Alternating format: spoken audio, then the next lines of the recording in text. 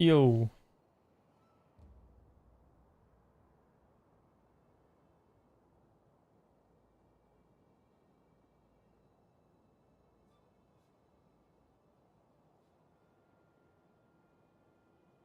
What up?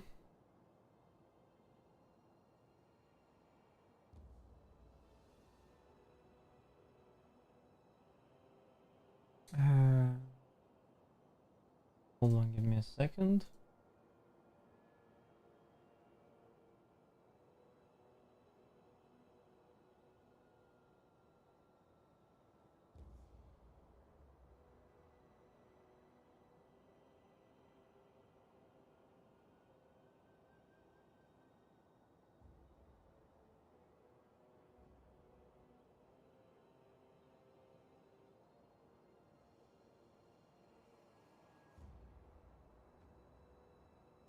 Give me just a second, I need to pick something up I dropped.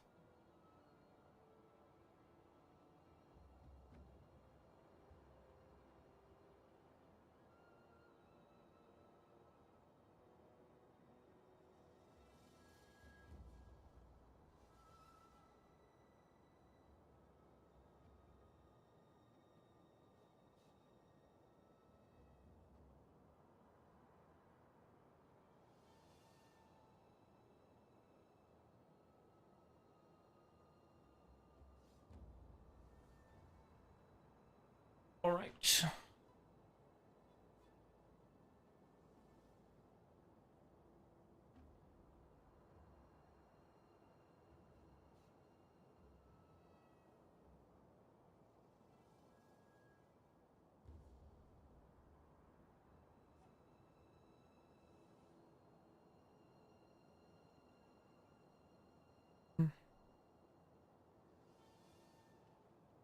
Okay.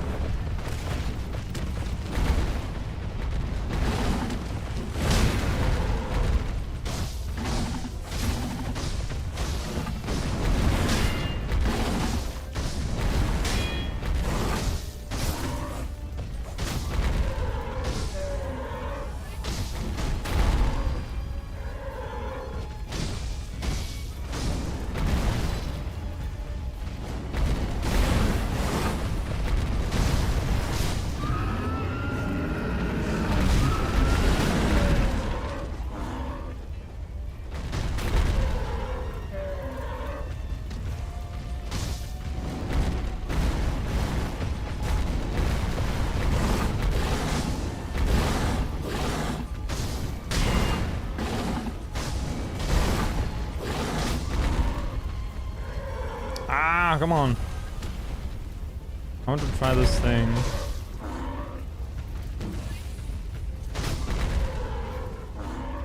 I need to get him over here. Come here. Come here, you little shit.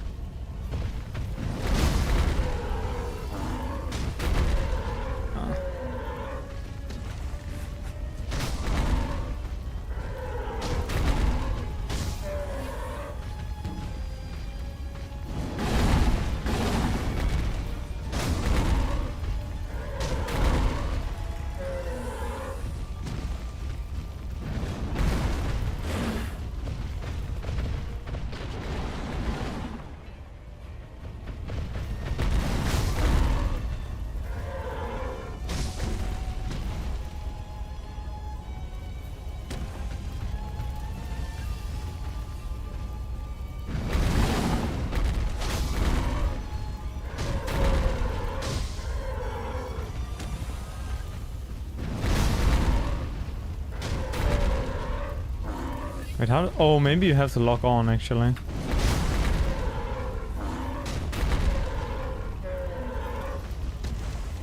Huh.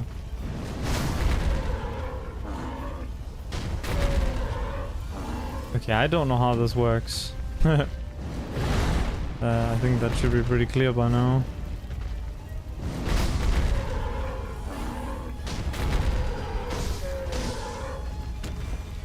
Let's get him all the way up here. Ah, okay. Yeah, okay, you just need to be above it. It's kind of cool. Oh, nice.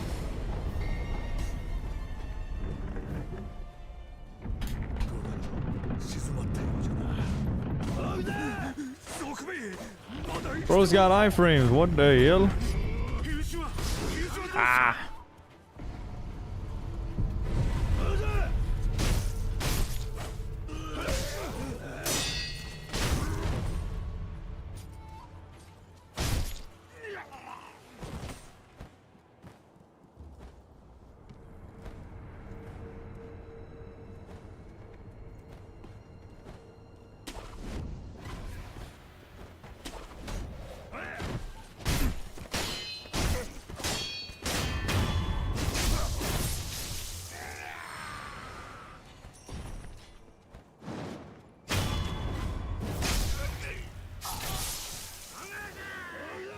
Where's the big guy?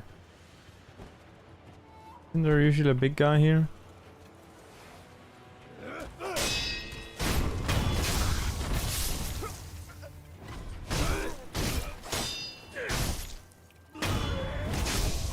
Maybe he's not here yet.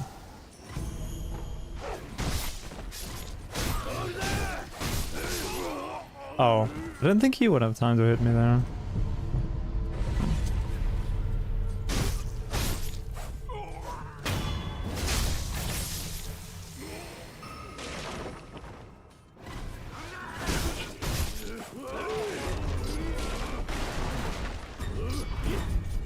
What? Oi! Don't kill me.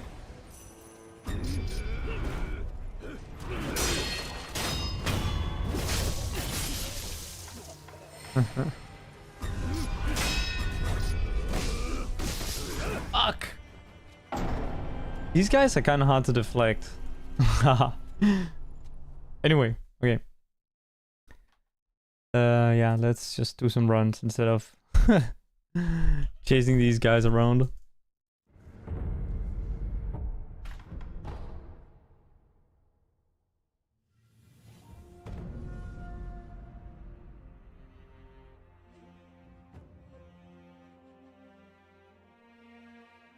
Right.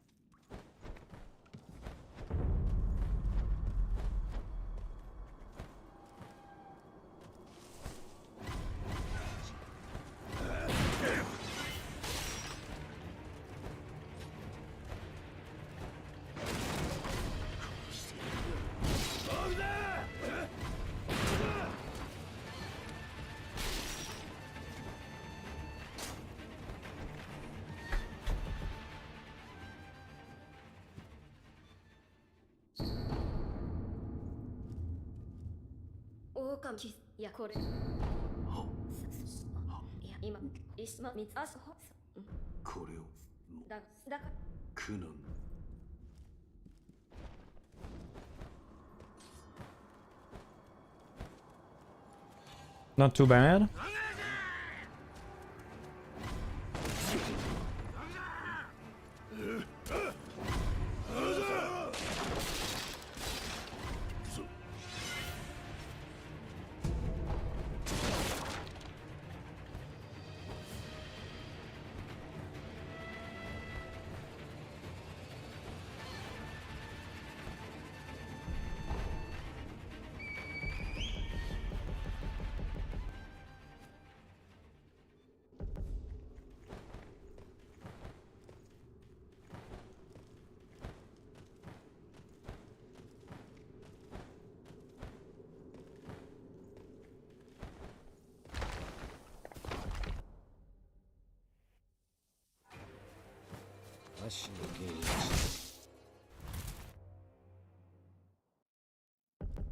Nice.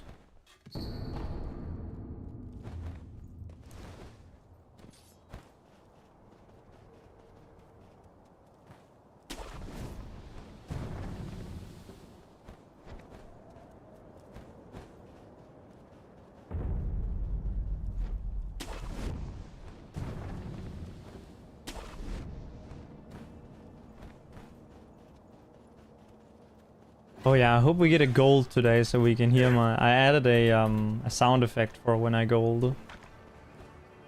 I never really... Oh well, I have tried it before, but... That was just as a meme. Like I made something like really, really loud. Whenever it would split. Kind of as a joke. It was pretty funny. Can't have that running all the time.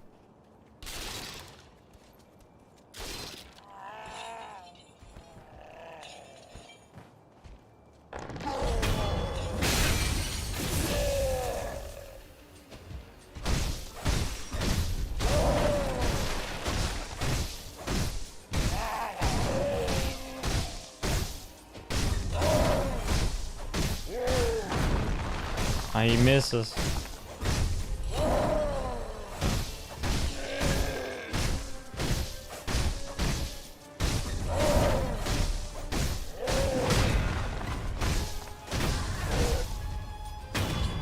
Go Alibaba.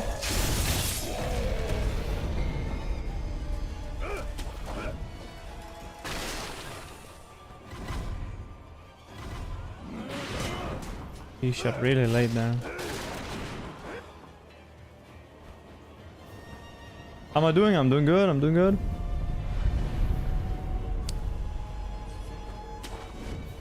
I hope the same befalls you.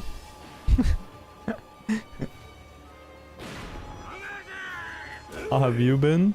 Oh, I need this.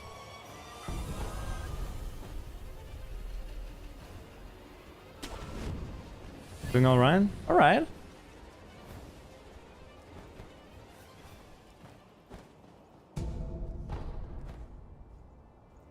Practicing Dark Souls 2 KBM? Oh hell yeah! Welcome to KBM.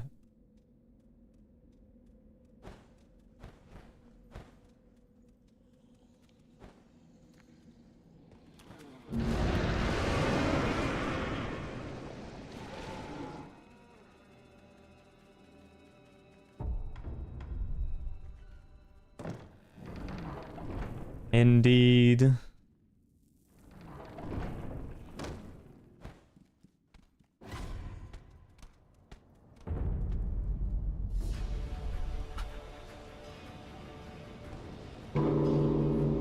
Dude, Dark Souls 2 is so cool for the speedrun. I need to get back on learning that. God damn.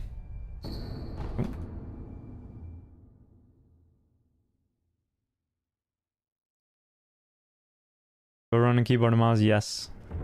I'm a keyboard and mouse cultist.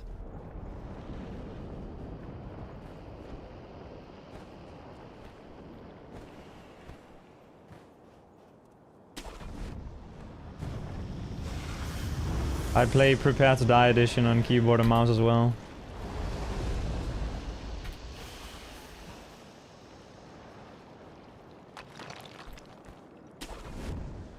Sekiro is good native KBM support. Yeah, I think it's the game with the best. W in the chat. Oh hell yeah, gold.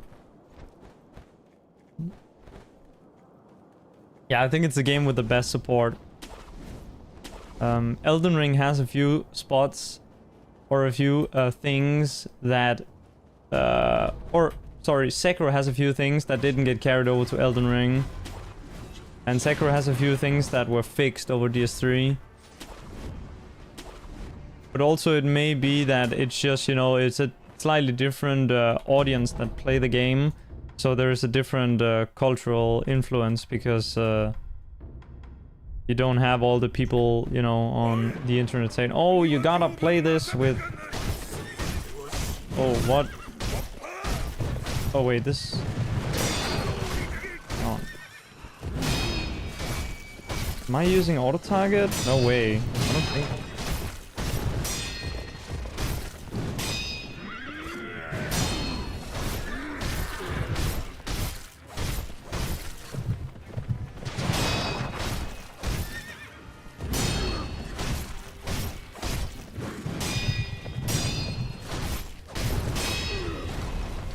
This is gonna get a bit weird.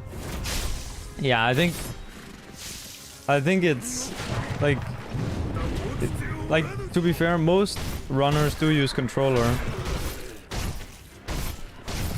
And then at the top level there is like an improportional amount of people who use KBM. But that's probably just a coincidence.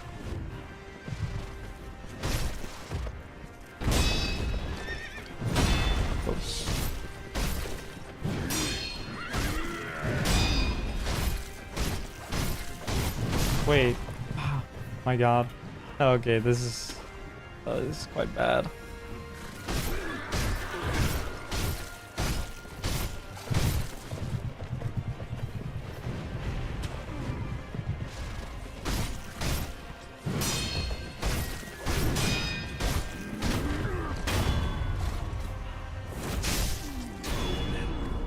We'll use a hybrid. Well, if you run any percent, which is a very not popular category, or it's okay, it's not very. It's like, I guess it's the third most popular, but like in reality, it's like not very popular. But there, you're forced to do a monkey skip with keyboard because the setup is too precise to do on controller.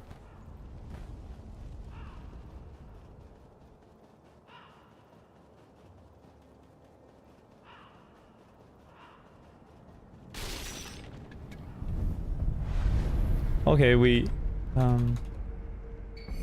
use KBM with double cam. Well, some people use it for all kinds of things, but the only thing that's a hard requirement is a monkey skip. It's literally just like not you can do it with controller, but it's like it's essentially RNG. It's essentially random.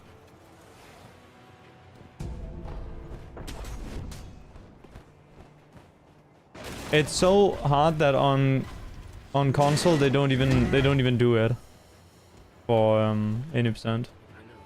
There was one runner who did it at one point in any percent, and it took until someone figured out a new variation of the skip entirely for that run to get beaten, and I just got completely destroyed. Damn. Yeah.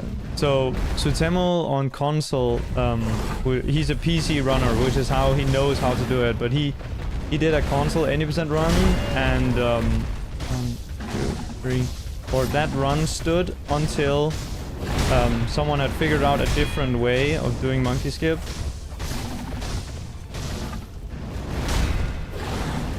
Because he just happened to land it.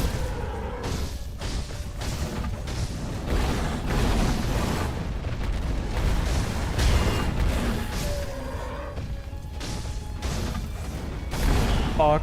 Okay.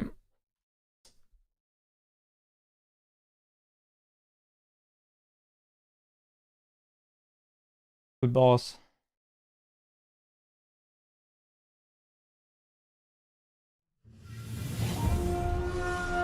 But yeah, monkey skip is the only thing that really requires KBM. The rest you can do with whatever.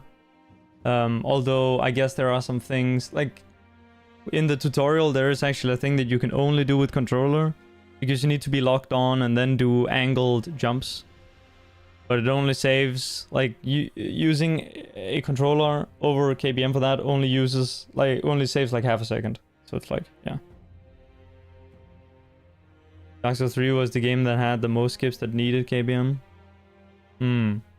There are some skips in Sekiro that many people said, oh, you need KBM.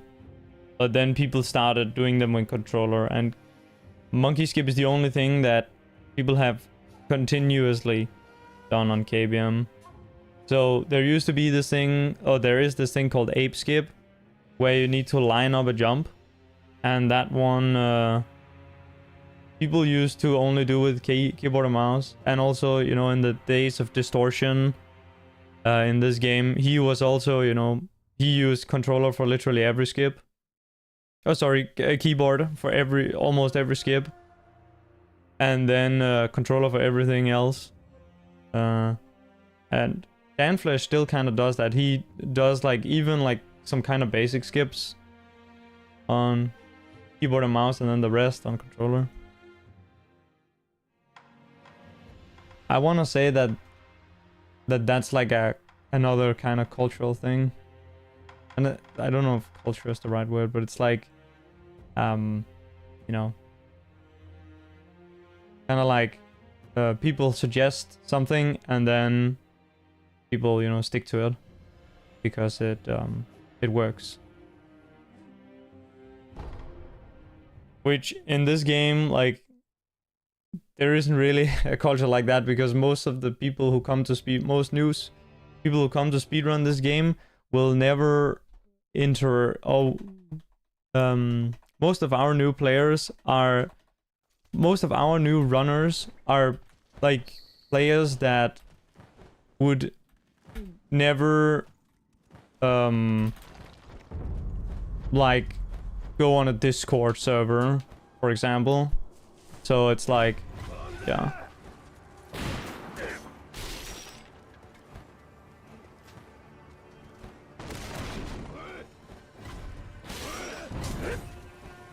Fast KBM menuing this game. On old patch, I guess you can. There's delay on menuing on current patch. So you need to purposefully go slower to not lose time.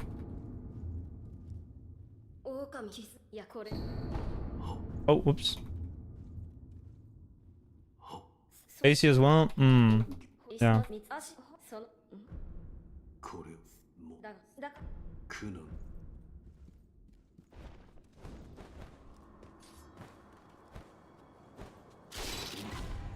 Patching in menu delay, yeah, they do love doing that. Yeah.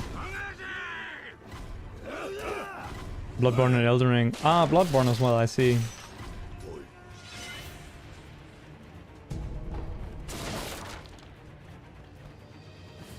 Yeah, I knew about Elden Ring. Ah, Bloodborne. I don't know, I don't think I ever paid attention to that, but I guess it does make sense because I never saw like mad fast menuing in that game. On the OG patch of Bloodborne, there's no menu delay at all. Yeah, that's kind of the same thing with this. Like in 102, which is the old patch of this game, if you have a 30 FPS video, you can menu faster than the video can keep up with. Oh well, you could. I don't know if players are good enough for that, but like in general, like you will have, like, if there's a 30 FPS video of a 102 run and the guy's good at menuing, there's some shit that won't be captured by the video. Let's just say it like that. That's how fast the menuing is in this game. And it's really cool because you can like in Dark Souls 2, right? You can mix the inputs. So you can be spamming E while moving the mouse in position to be ready to do the next thing. It's not quite on the Dark Souls 2 level, but it's kind of you know, some of the same like mechanics you can, or strats I should say, you can use. They patched in an insane amount on Bloodborne. Damn. Yeah, I didn't know about that.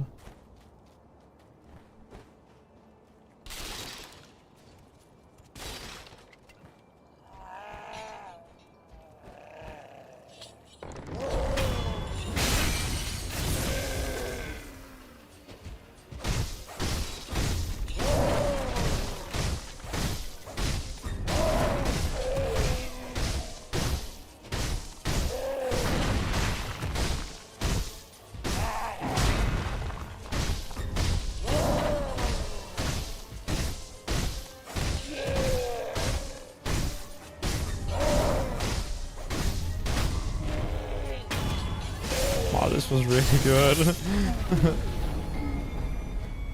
W in the chat.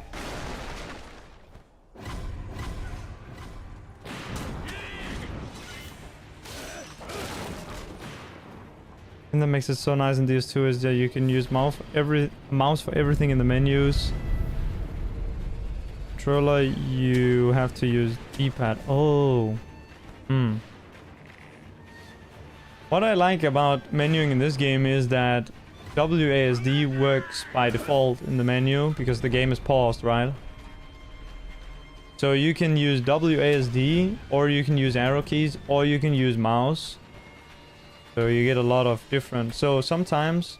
Oh, whoops. Lamau. That's a little clowny. So sometimes I will mix the inputs.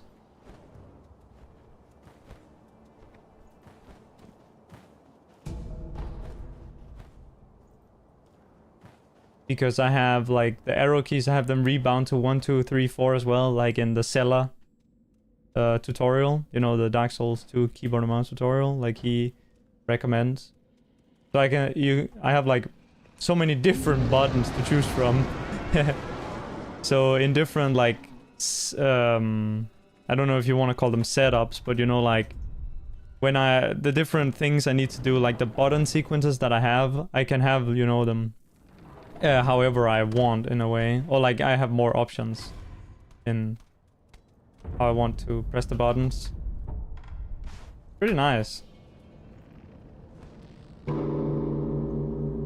Hard to actually learn to play the game on KBM.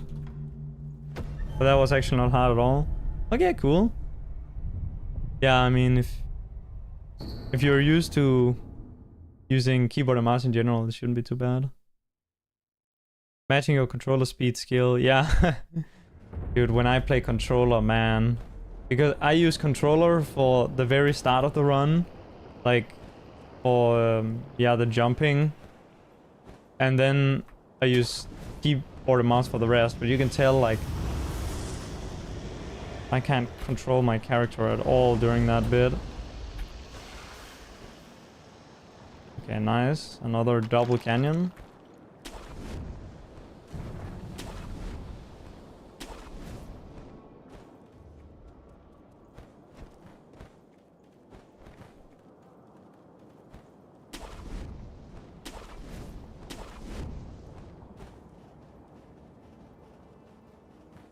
But I guess, like, what you can do is just use keyboard for the menuing, right? And then just do the rest of the run on controller.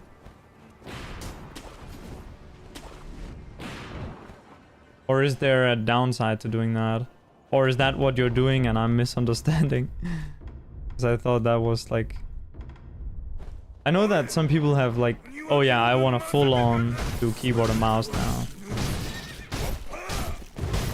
I think Pseudo and Fujo did something with that, like tried to go full on.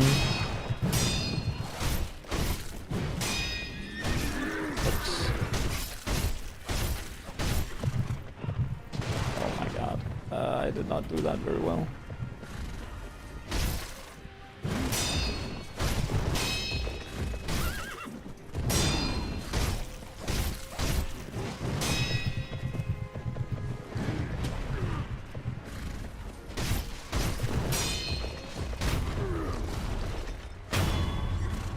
You're doing full KBM? Damn.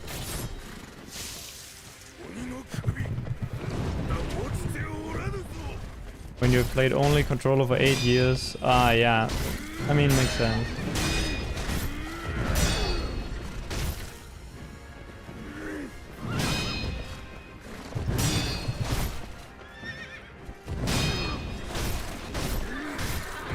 Headshot? No.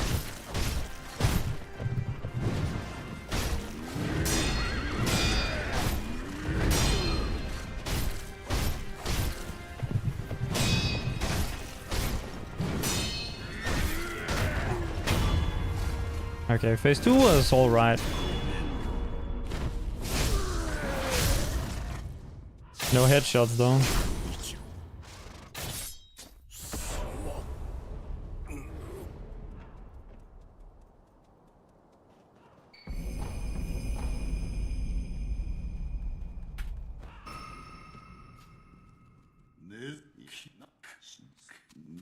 KBM movement is so nice. Yeah, I like it as well.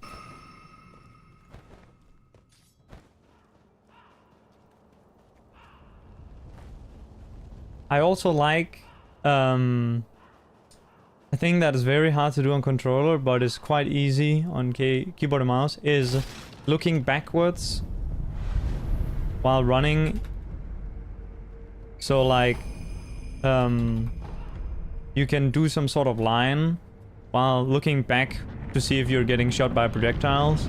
I know it is possible to do that with controller, but in this game, the camera autocorrect fucks you if you try and do that with controller.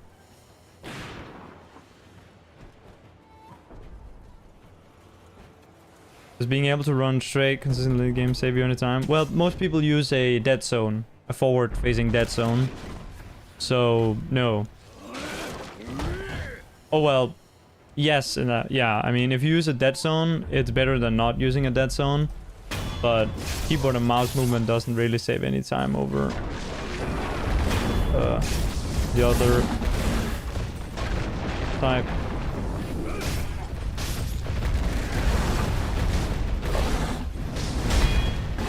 Yeah, I'm kinda lucky. Didn't get fucked there.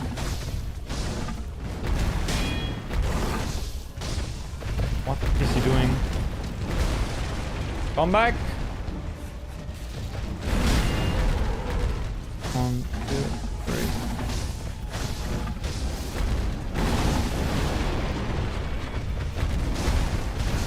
3. No way! Ah, that's not a headshot? Okay. Good sense of a second.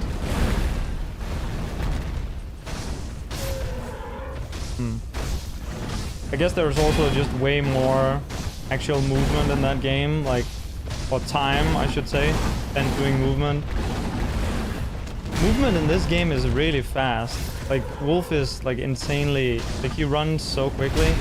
The main thing with Sekiro movement is not how straight your lines are, but how good you are at transitioning, or how fast you are at transitioning when it is, when you are in those cases where you are not sprinting.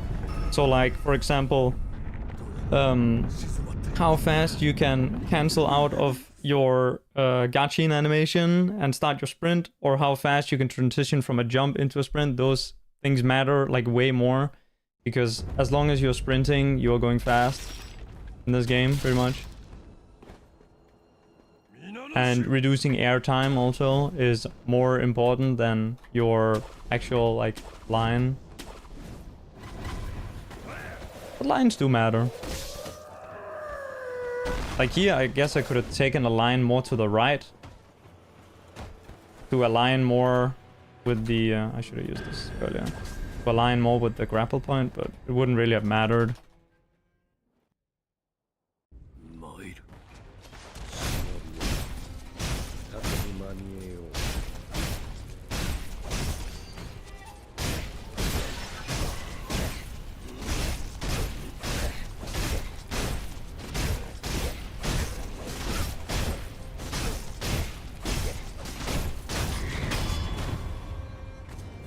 Oh, we're actually in the green here.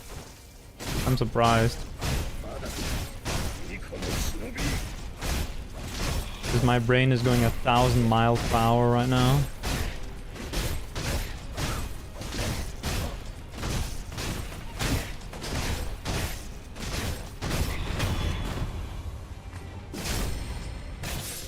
Extremely tight compared to controller runners. I see. I guess that does make sense.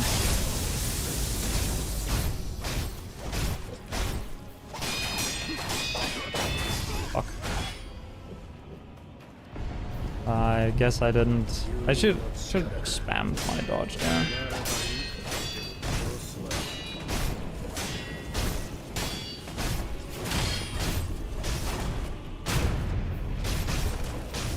There's no way he does this twice for me. You. Dude, what is this? Come on, man.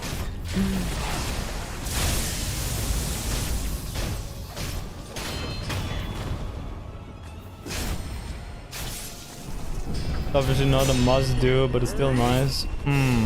Big time savers from menuing. Yeah. I guess there is also the side effect of the lines, is that some lines might be safer. In this game, there is very, very, very few situations where your line matters in terms of getting hit. Or like, you know, having an issue.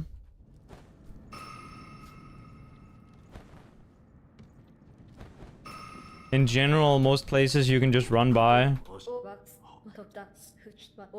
without really thinking.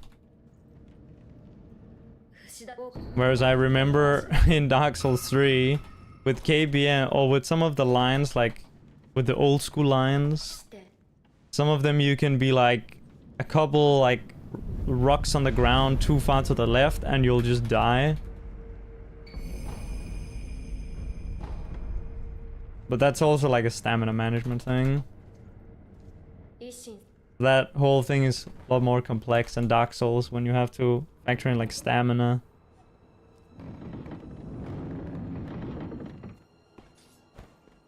Upgrade, you send like, save like 10 plus seconds in KBM. That's nice.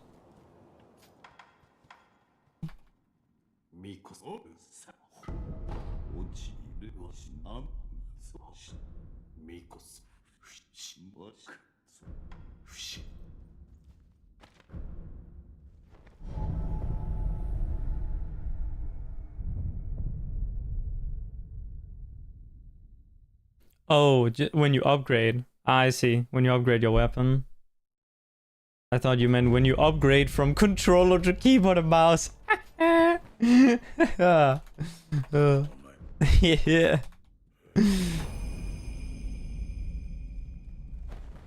That's what I like to hear.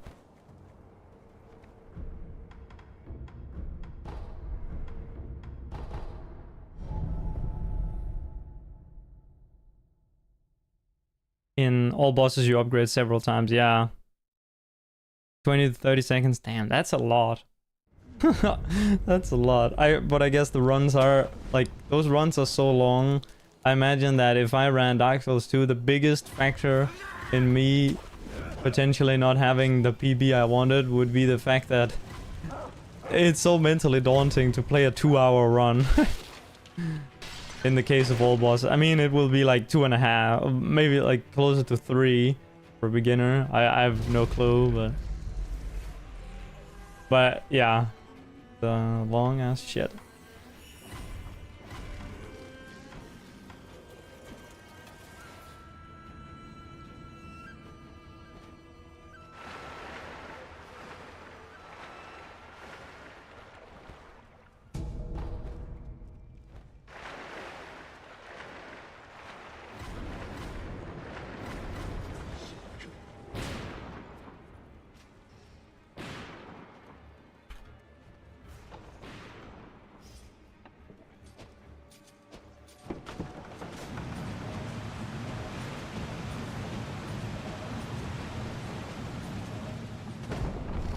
Suppose you were going for record, would you like losing 20 to 30 seconds you can't do anything about? Yeah, it would be pretty fucking terrible. For sure. Man, in this game people lose their minds over like that 1 second in tutorial or so, like half a second to 1 second that you can save in tutorial by using controller. People, or I don't know if maybe that's not quite the right way of putting it, but there were definitely some keyboard and mouse runners, and myself included, who were really annoyed about it.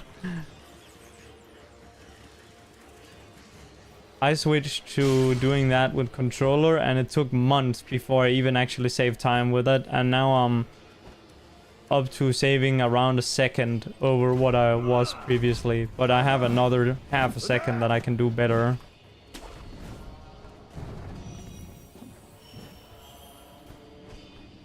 For sure, Ron, you could understand that, yeah, because it's so short. Yeah.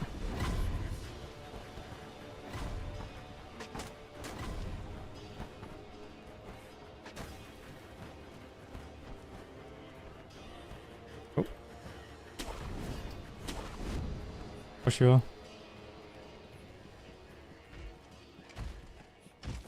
Oops. Oh my goodness. I didn't get fucked. But this RNG is not that good. Ah, I got giga memed.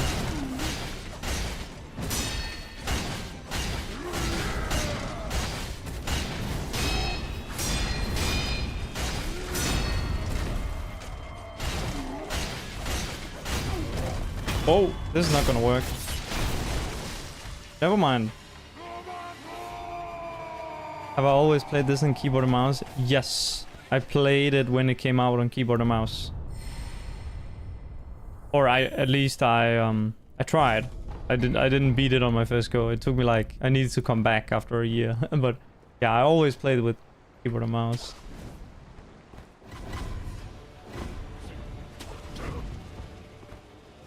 At the time, I didn't know that it was a part of... I had heard about Dark Souls at that point, but I didn't really know that it was part of that. And when I was originally told about Dark Souls, the thing that put me off was the fact that I had to play with controller. Like, I was told that you need to play with controller. Around when Bloodborne came out was when I was first, like, introduced to this series. Play on controller if I wanted? Well, I've tried it. I don't play very well, but I could do a run with controller. It would just be pretty bad. Like, it might be maybe like a 50% nerf my speed.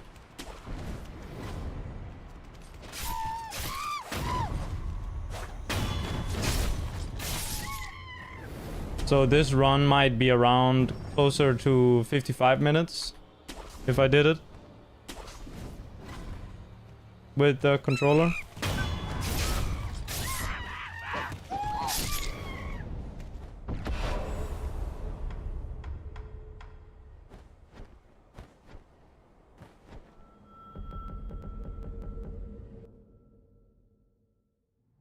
There is the world record holder on the regular Shura glitchless, Yuruka.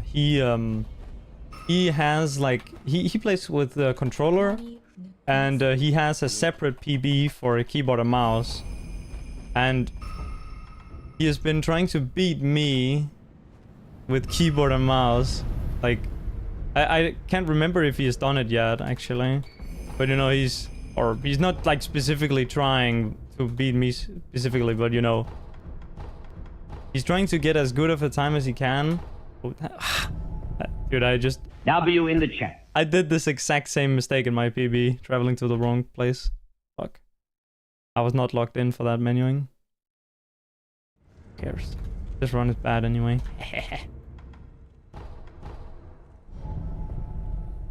Okay.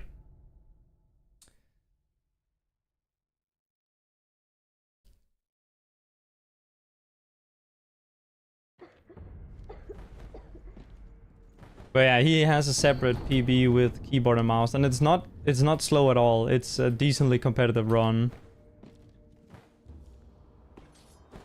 More in the ballpark of being like 10% slower than his PB, 5 to 10% slower.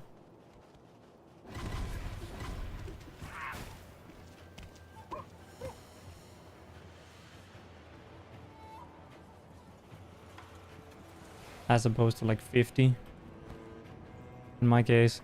Hell, it might be double. Like, I might be double as slow on controller.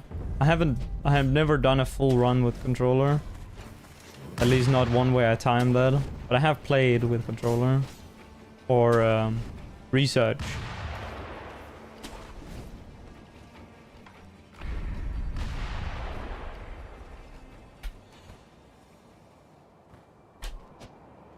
Oh my... Nah, okay, that's a scam. That's a scam. I moved my mouse and I hit my keyboard and the guy attacked midair. And now I'm gonna get shot on the ass. Never mind. Be about 10% slower now as well. Okay, yeah. That's not too bad. But yeah, if you want to switch completely over, you gotta make the full commitment switch and completely forget about the controller existing. Oh, okay.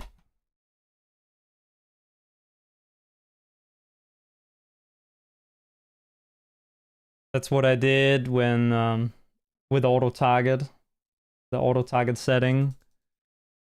That shit changed this entire game. Why you've been practicing it so much? Yeah, it makes sense. Now it's time to switch to KBM on Dark Souls 1 as well.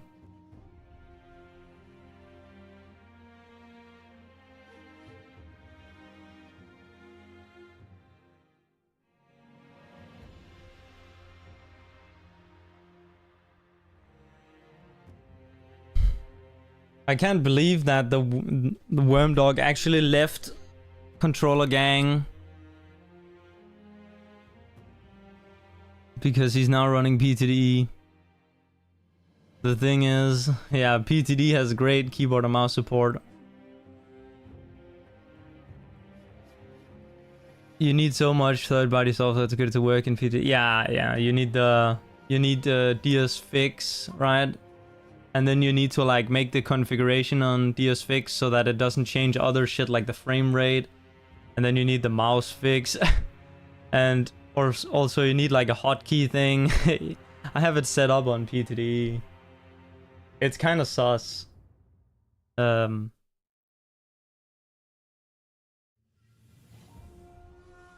Input customizer, yes. Yes.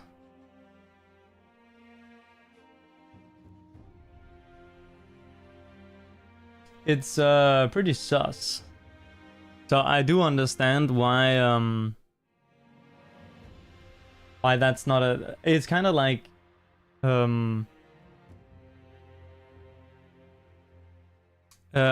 don't know what the actual consensus on it is, but I believe that there has been a little bit of like controversy around like whether that should be allowed or not or whatever. Or maybe, well, yeah, I'll say controversy because Dark Souls 1 is Dark Souls 1.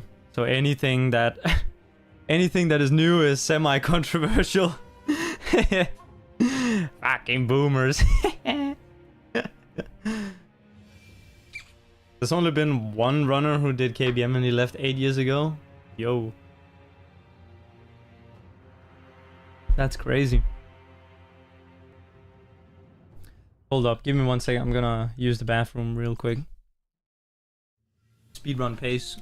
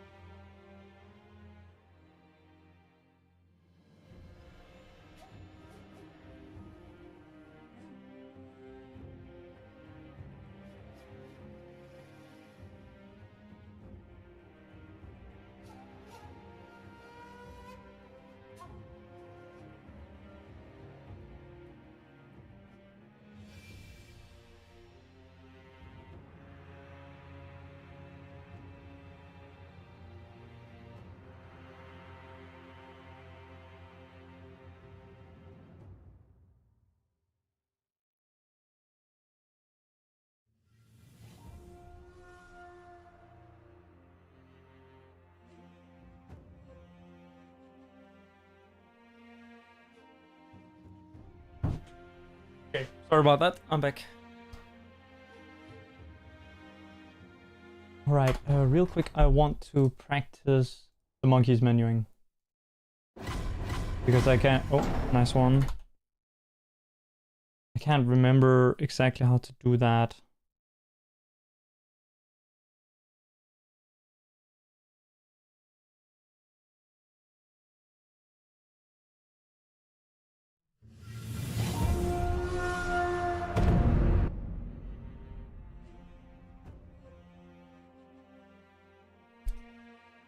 Or I obviously I know what to do, but I don't know the like button presses to do it the fastest way possible. I can't quite remember. Essentially just need to quickly retrain my muscle memory, is what I'm saying.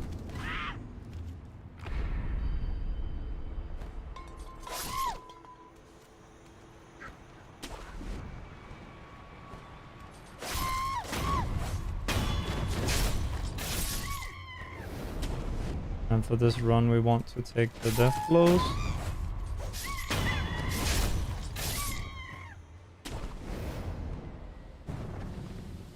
Because they'll have more HP, but I don't actually have a real save file for with Demon Bell Charmless, so I gotta use this for practice. KBM, the main reason doing this literally because the idea sounds cool to you. And you prefer to play games on KBM whenever possible because it's more comfy? Yeah. Yeah.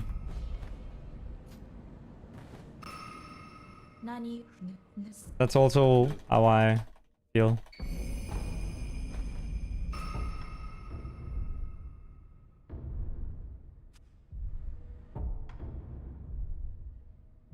I used to be able to do this quick. Okay, yeah. You have to press double click at the top of this thing, and then boom boom.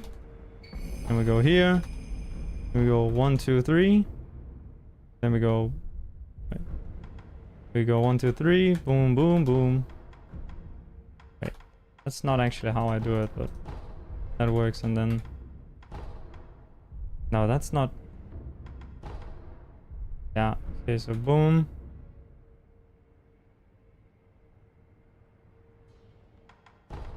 Wait. Yeah, okay, that works. Up 2. And then E and then up 1.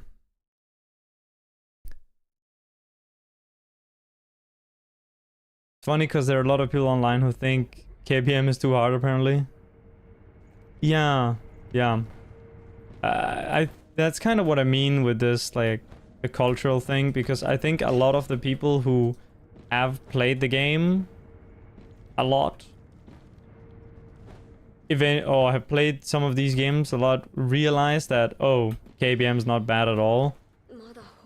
It's in my opinion, it's mainly people who don't really know what's going on. You know, people who parrot other people. What? That looks so weird. What is that? What the hell is that? See that? That's not how that's supposed to look. What? What? Wait, let me get the side view of that. What the?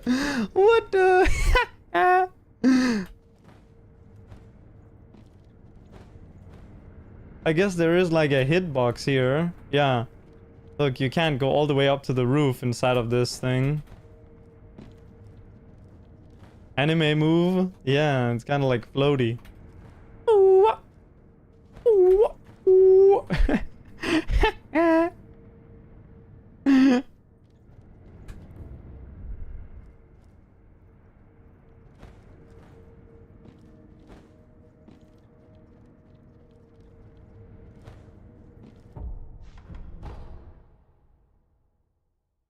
DS1 is a big reason. Yeah, I guess all of the people who grew up with PTDE would have experienced that.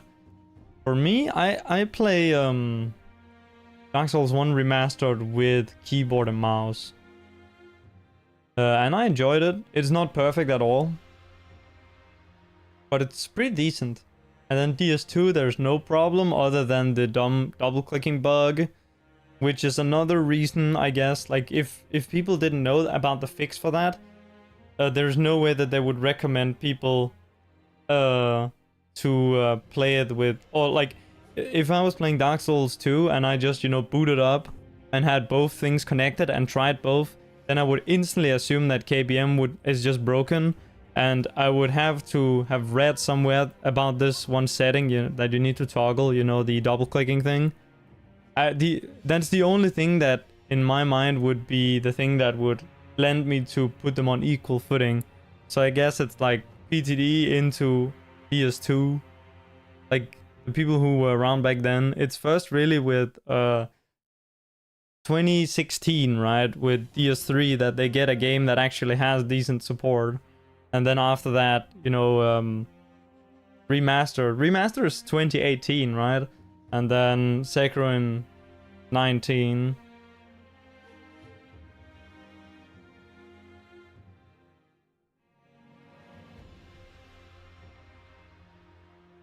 Oh yeah, the one thing that this game has that Elden Ring doesn't have is that when you're doing dialogue in this game, you can use the mouse to move the camera. In Elden Ring, when you're talking to an NPC, you cannot move the camera with the mouse. Your camera gets locked in. And yes, if you're on a controller, then the joystick that moves the camera will be able to let you look around. So in Sekiro, the functionality there is the same between keyboard and mouse and controller, but in Elden Ring, there is a missing function for keyboard and mouse there.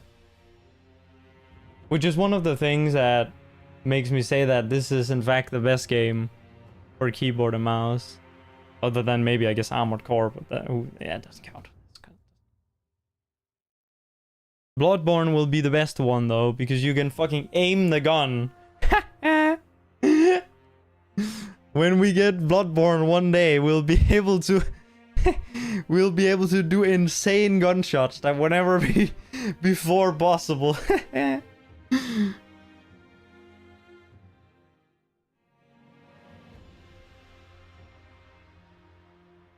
One day. Oh, the wrong button. Or the wrong save file. Here we go. Have I tried PC Bloodborne? No. I have not tried the emulator.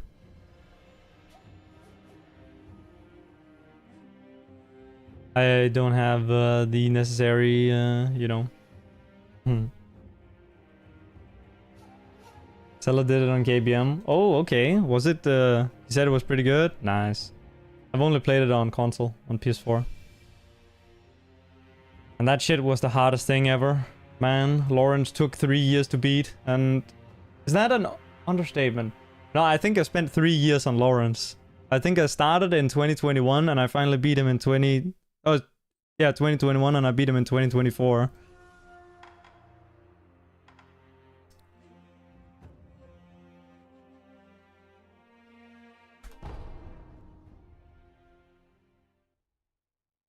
That was actually crazy.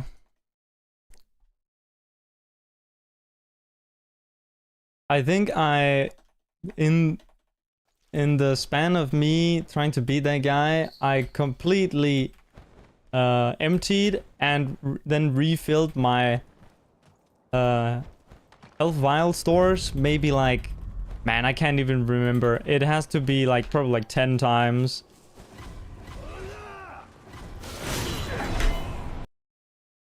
Which guy? Lawrence. Fire dog. Fire dog. The dog with the fire on.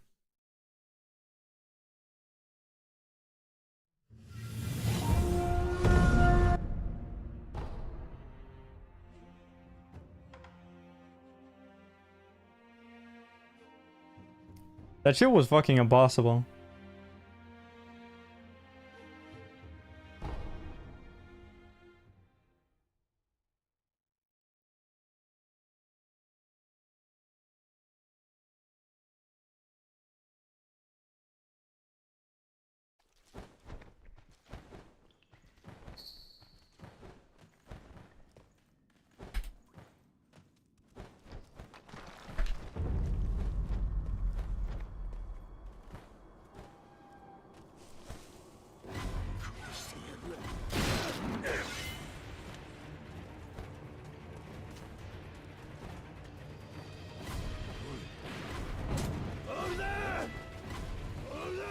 Bloodborne is so weird though, because like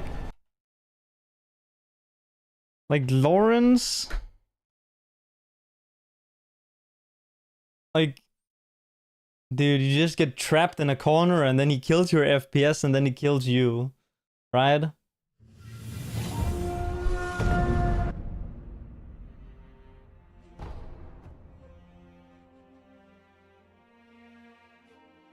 And then when you actually have a decent like arena and the boss lets you use the game's mechanics like dodging and gun, then it's not too bad.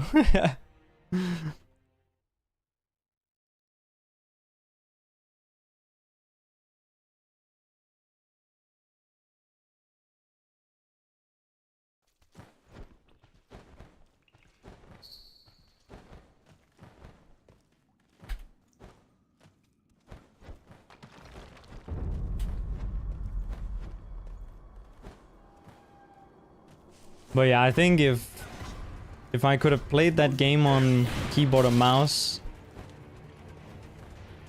I would have had a lot easier a time. Cause man, like you essentially, it's very. I don't like using lock on, but when you play with controller, you kind of have to use lock on because you can't be like moving your camera all over the place. I mean, even if you use what's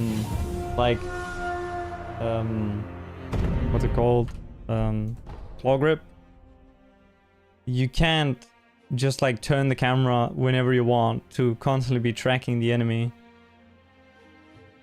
Or maybe you can if you're like the goat, but I can't.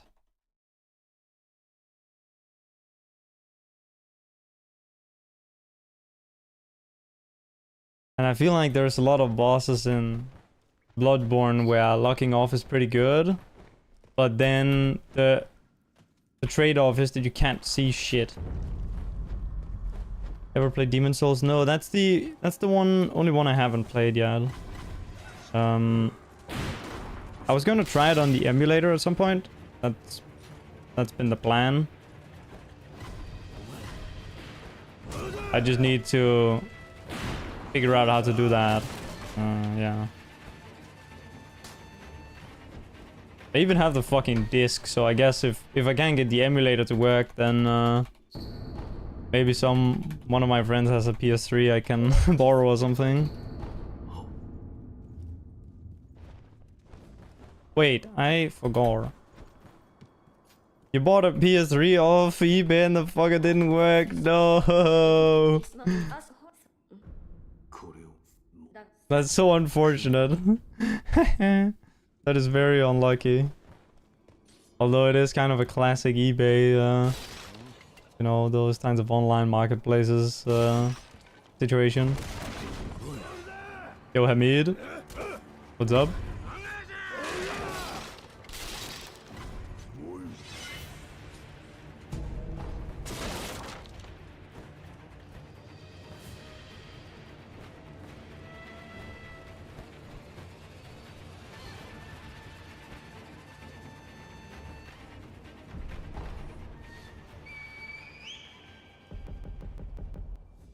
The PS5 version of Demon Souls also looks really good, but I haven't decided if I want a PS5. I don't think I do, because I'm never gonna use it.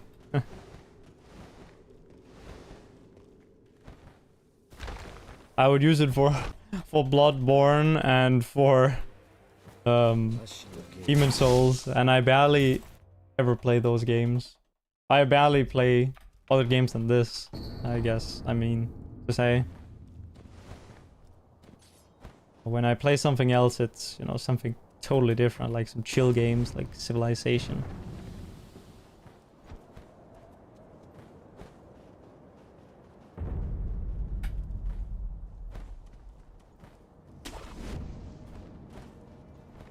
Anyway, yeah. Thank you, Hamid.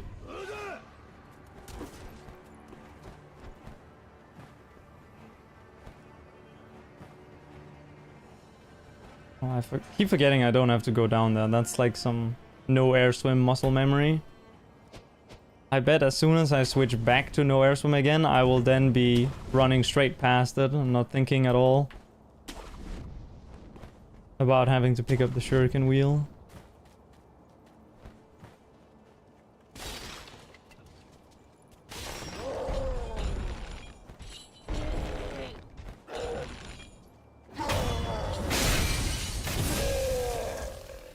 One, two, three, 4, 5, 6, 7, 8, 9, 10, 11.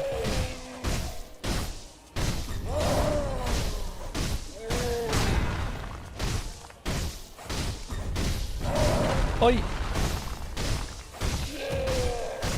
I guess he didn't actually hit me.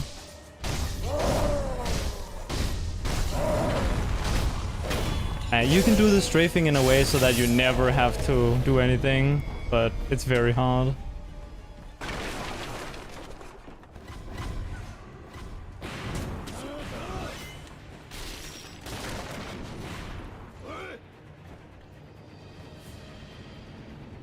That strafing has to be like one of the most complicated things ever.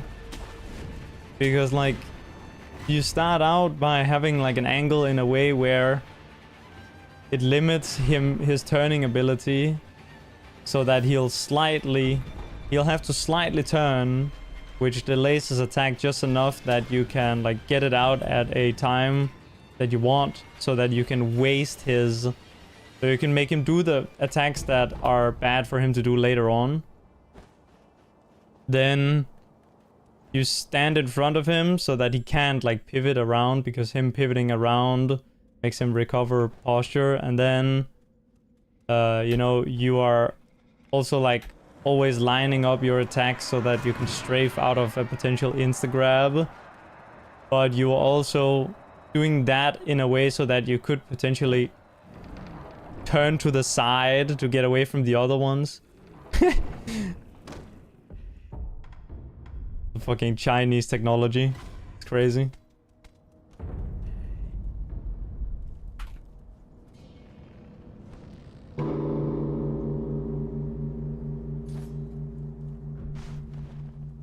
I wonder if this was too fast. It might have been. I guess we'll figure out. Oh! No, it's not. Okay. I guess running into the corner there is a pretty good reference for the timing.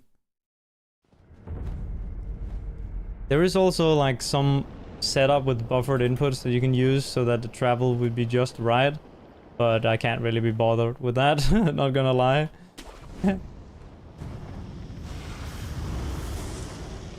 Alright.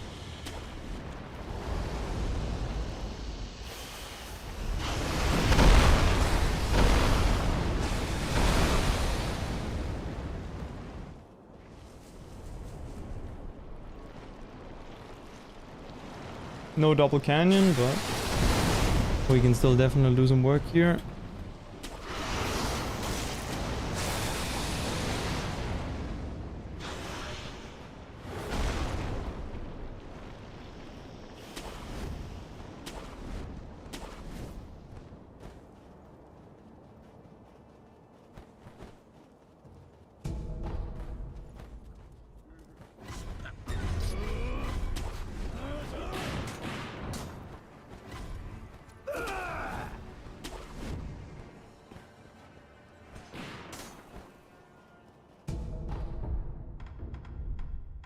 I see there, I clicked too fast and delayed my input. That's a classic current patch menuing, even though this is 104, but it's essentially current patch.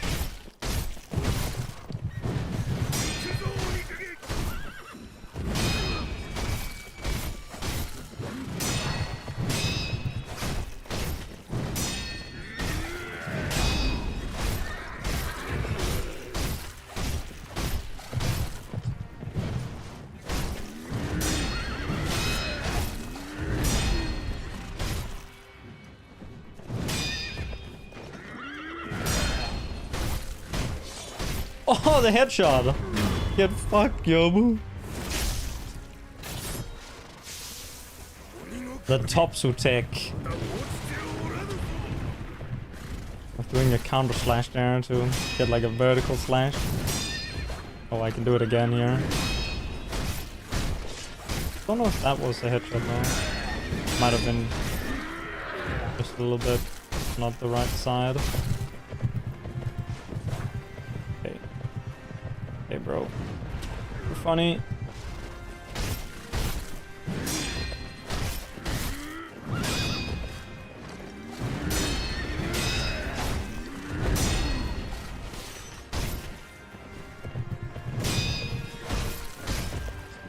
Okay.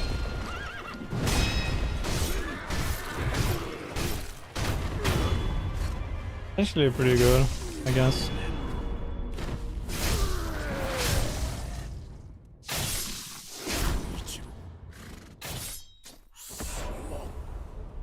Someone needs to come up with a proper strat for this guy with Demon Bell Charmless.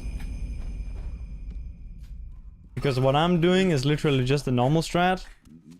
And then I let him run away. And then I just do the normal strat again. That's what I do. And the usual strat is to never let him run away. Which you'll always do after you stagger him. So it's like... you gotta play kinda passive if you don't want him to run away. Do less damage to him.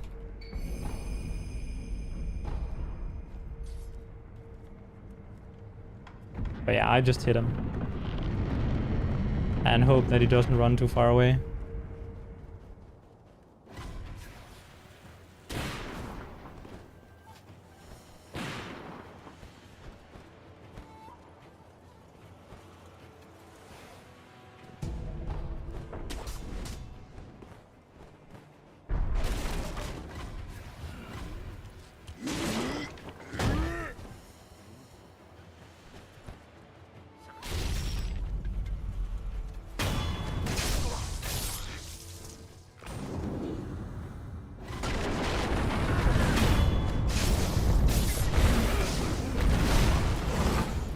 Oh my god, what is my HP? Wait, I have this equipped. I don't actually. Ay, ay, ay.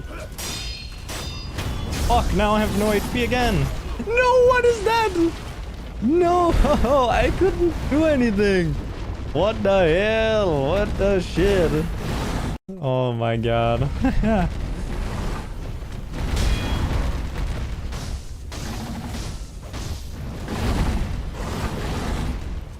What? Fuck.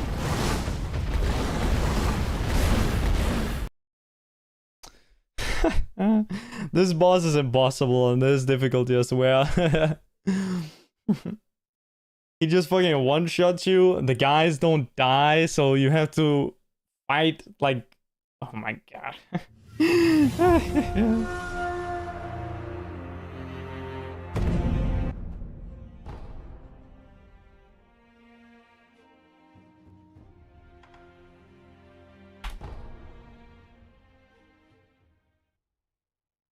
One day someone will get a run of this where they don't die to bull and it will be unbeatable.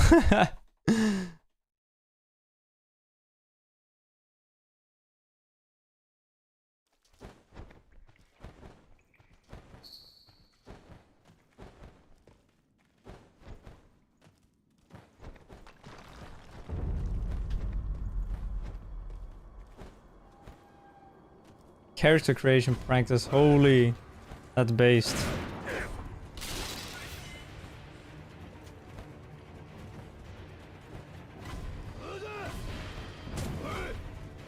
Yeah, I was never really a menuing practicer, gotta be fair.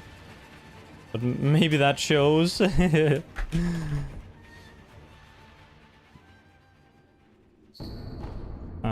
okay. E-turn.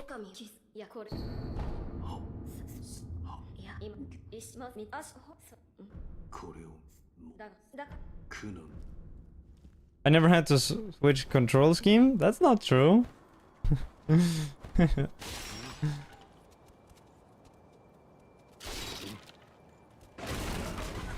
Well, not for menuing, but... okay, fair enough. You got me. Although I do have to switch between patches, so... where the timing is completely different, but it's the same keys. And this pop-up, right? This pop-up that happens right here has a different timing on this patch than on the old patch. Or maybe it's... I can't remember between which patches it's different, but it's at least different between current patch and old patch. I can't remember what it's like on this patch compared to those. You don't have the muscle memory yet? Well, time to torture yourself with 10 hours of practice, okay? Yeah. You can also hit yourself in the head with a sledgehammer and hope that it erases your old muscle memory. So that there's more space on the hard drive, you know? For it to slot in.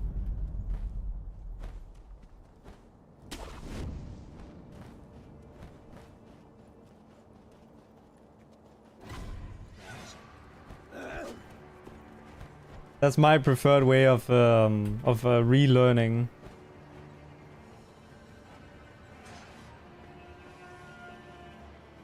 I think. Can't exactly remember what I did last time.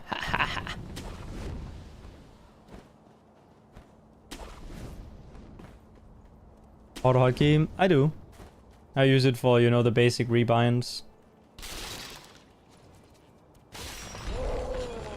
Then I also have a script for restarting the game whenever I die. So I can reset faster. Insane efficiency.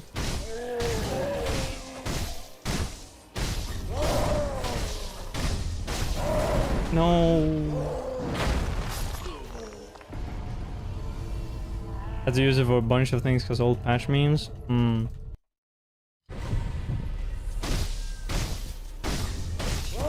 I mean, like, for example, if you want to have the inventory be on tab, or I guess in the menu, if you want that on tab instead of on escape, then you need to use AutoHotkey or some other rebinding software.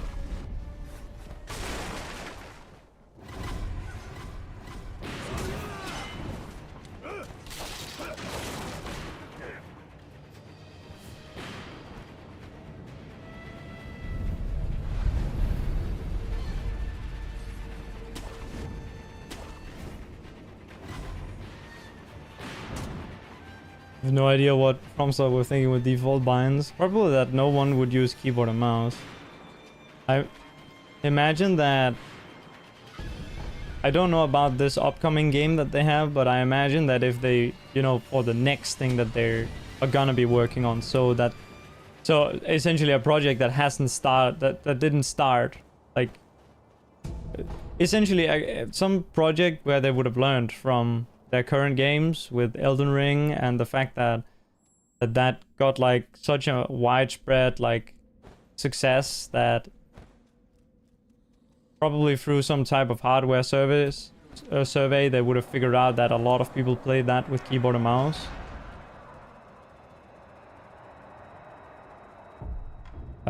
Hopefully that, yeah, they will make some changes based on that sort of information, and yeah, I don't know, maybe they won't, maybe they don't give a shit.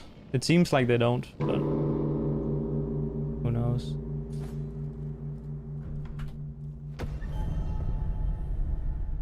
Default binds run, yo.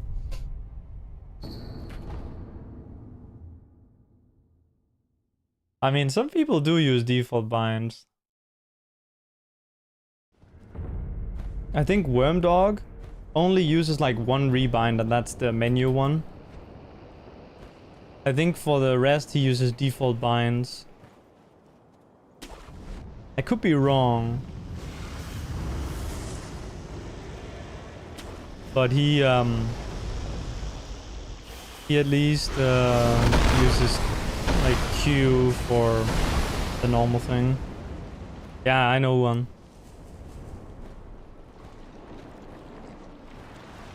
Does he use default binds? He has some cursed binds. Oh hell yeah.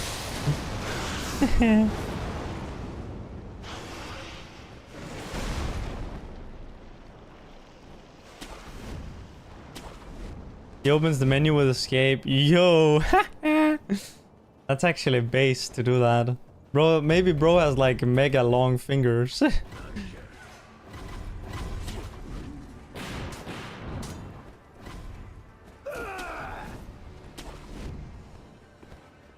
Maybe his like, what's that called, the ring finger? Maybe his ring finger is like 18 centimeters long.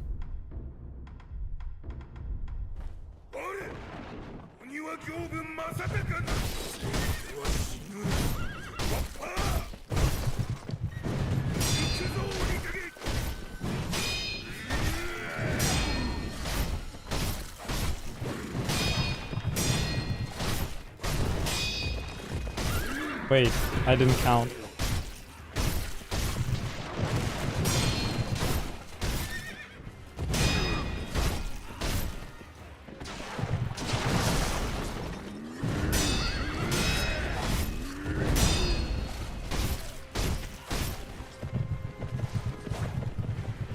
Fuck me, this is not going too well.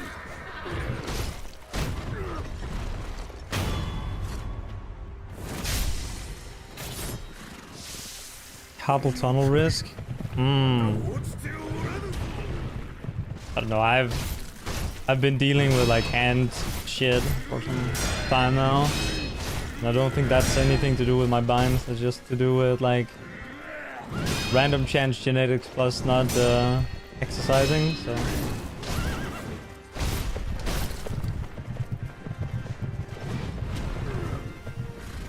I don't want to be like armchair, what's it called, like physical therapist, but I'm pretty sure that like in general, like ergonomics can't fix your issue like that. Or prevent it. It can only help as a small part of a healthier, active lifestyle. But again, don't trust me on that.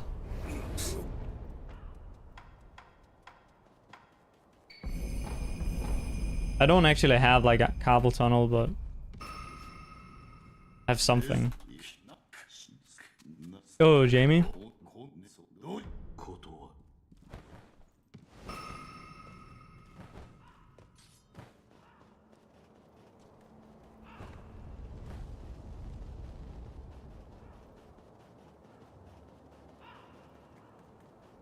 Yeah, I think the whole like ergonomic thing is kind of like overblown, but I wouldn't be the person to know about that.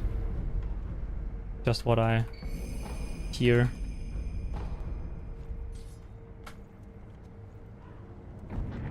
There's this channel called Esports Healthcare, I think it's called. There's like some people who work with esports professionals, and that's like, they say that I think it's like 85% of the thing is exercise, and then ergonomics account for like 5% or something of a potential condition.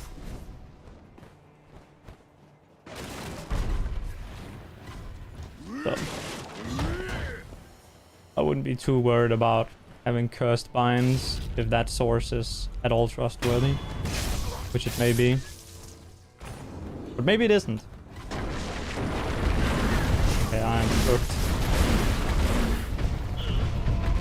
Well, at least they died. Yo, what the hell is this? What the fuck? Sure, No Airswim. Yeah, sure. The new Sure, No Airswim route is crazy. I'm playing this because I'm having a break from that route. Because that route was terrible to run.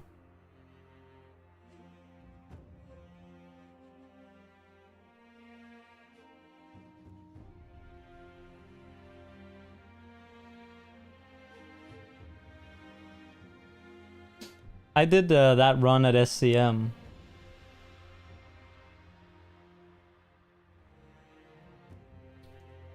I'm surprised that it went at all decent.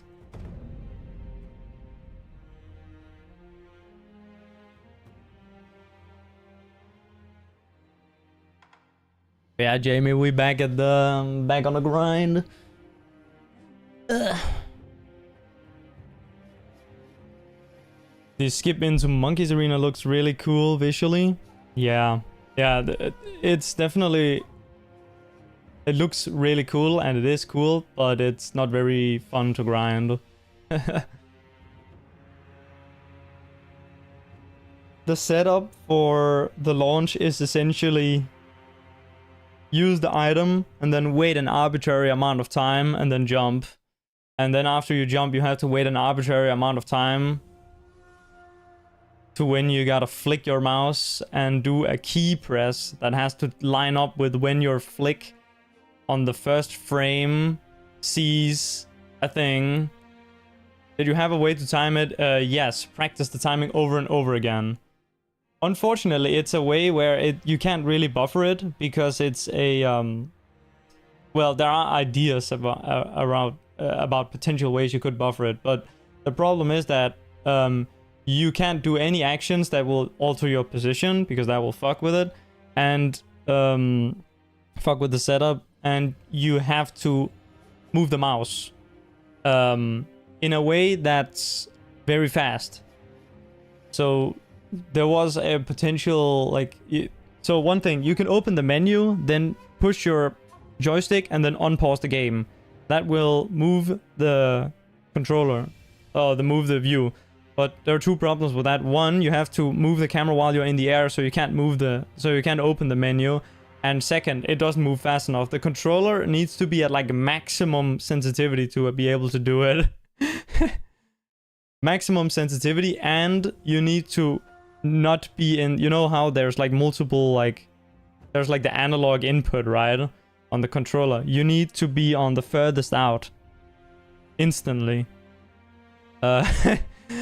So there will always be these elements to it that will have to be timing based that are essentially kind of fucking random, because you have to play the game for like 10 minutes and then go there and then do the thing.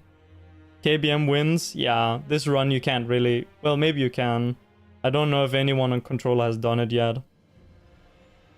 But you kind of need KBM, but that was always the case for No Airswim. But No Airswim is essentially just a category that a few people run.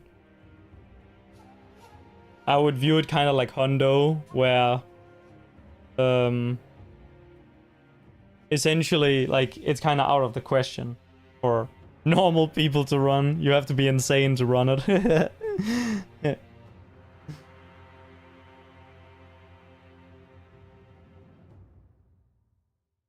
Okay, let's go again.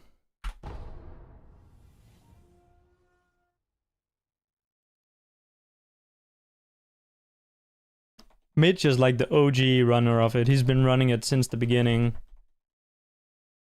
And I started like 2 years ago on it. And then Worm also came in, and then there have been some Chinese runners on it who have all deleted their runs because they were shamed that they didn't have the world record. You know how it goes. And yeah, we all happen to use keyboard and mouse. That tech, the grapple launch, it's used in Immortal Severance. Like, I guess I don't want to call it any percent, but Immortal Severance any percent, you know. Oh. Where the goal is to get that ending as fast as possible. It's used there to go out of bounds in a place where there isn't any other way to get out of bounds. It's a little different though, because instead of launching to get speed, you launch and then you die to stop your momentum. So it's a little different. So you can like die at a precise timing to instead, like, you know, the timing that I die at in or that we die at in the No Airswim launch is the one that gives you the maximum speed, or not necessarily like the maximum, but like a high speed. and then the one that's used in Immortal Severance, then it's exactly at the moment before you start getting speed. So you get 0 speed and you just drop straight down. And that way you can land on the spot that you intend to.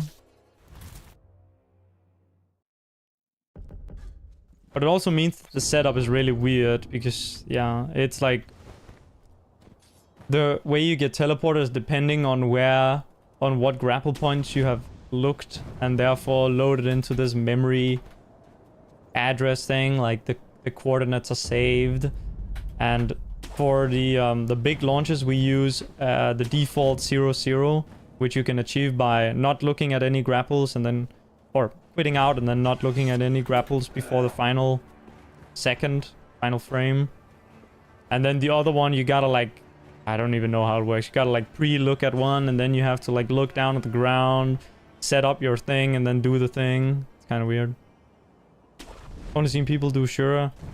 Yeah, so there is a one, like an alternative monkey skip that they use on console because they can't do monkey skip without keyboard or mouse pretty much. That, oh wait, I'm cooked. I'm trying to do the skip. What the hell? I was talking about any percent, and then I started doing any percent. Holy shit. I can't even do the skip, I don't think. Okay, there we go. Calling me? Yeah. No Airswim is calling to me, unfortunately. Anyway, we just retry. I'm kind of getting into my autopiloting. It's not so good. But yeah, the grapple swap, or I guess it's like a prosthetic, what do we, yeah, grapple swap. It has like a bunch of names. It's a little bit memey because there is a different glitch that's called prosthetic swap. And that's kind of what, like, the guy who discovered the new thing, you know, the grapple related prosthetic glitch thing launch, he called it prosthetic swap or tool swap, but we already have a glitch that's called that. So it's like kind of fucked. So we don't have an official name for it, but I call it grapple swap. Others call it prosthetic grapple, and others call it other shit. But yeah, wait, why am I forgetting? Yeah, it has fringe use.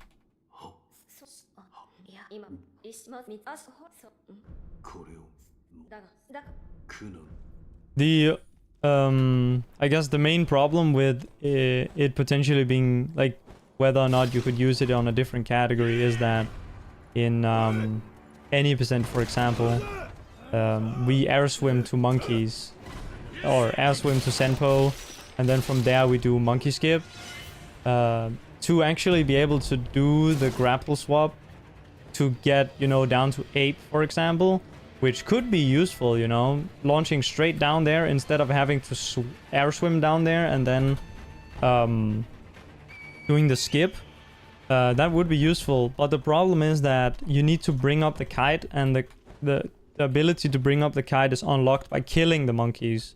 And by skipping the monkeys, we don't have that option. Although, if you do an NG+ run, then you start with the ability to do that, so then you can do it. And on NG+, there is also a different strategy that uses it to skip past the entirety of the outskirts area, which is pretty insane. Like, right after you get up here, you can go to the left, and then you can fly straight to the canyon area.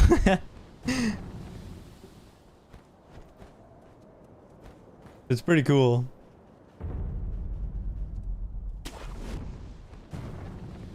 And you might ask, who the fuck would do that, or who would run that? Well, there is one person who has done it. It's not me, but my good friend Sarah. They did a run with it. They did a total, like, kind of a meme run. All memories, no airswim, NG+7. All memories is all the memory bosses.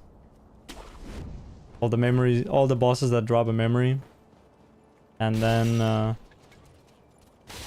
with the no airswim rule set and on NG+7. Wait. And then they decided to do this skip that no one has ever used in a run before on them. Crag also does some stuff like this where he just does some like really dumb skips that are either not really useful or only useful in meme runs, and then he just does some dumb route. He also did quite a bit of like least bosses and mini bosses and a low percent that are also like lovers of this tech. I wonder if there is a new low percent record to get, because we recently discovered that you only need to get one prosthetic to do the prosthetic grapple swap instead of 2. Wonder if old school will ever try this? I don't know. Maybe. Since he's a big KBM cultist, yeah, maybe. I remember him talking about... This was like a long time ago though. I remembered him talking about doing Dark Souls 1. PTD.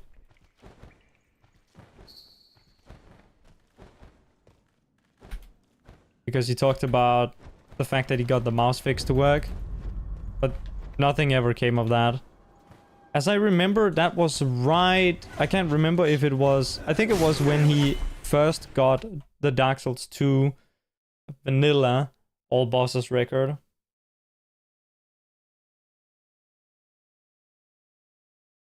And by first, I guess I mean just whichever... Like, he might have gotten it before. It's hard with old school because I feel like he has deleted runs, but maybe he doesn't.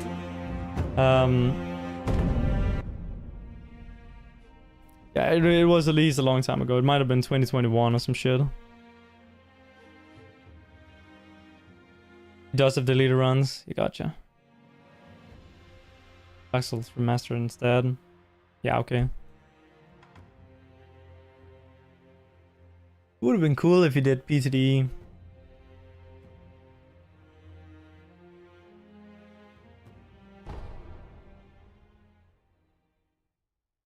Hey, Sil. You were, Jamie, you were running Bloodborne again last night and you had a 40-second ahead of your best. Damn. You died to one reborn. Nah, that's unfortunate. Did you, did some guy fall out of the sky and land on your head? Dude, you can die to some unfortunate shit on that boss.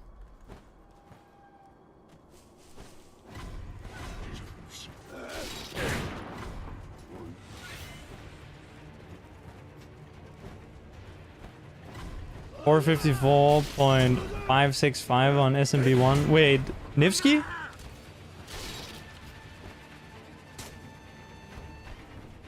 Yes. Oh yeah, I actually did tune into a stream a few times.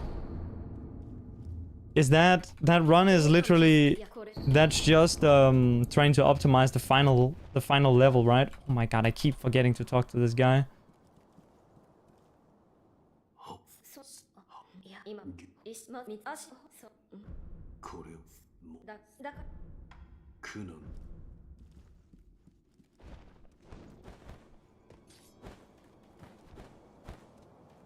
Yeah, okay, that's just optimizing the final stage, I see. That's kind of crazy to do that.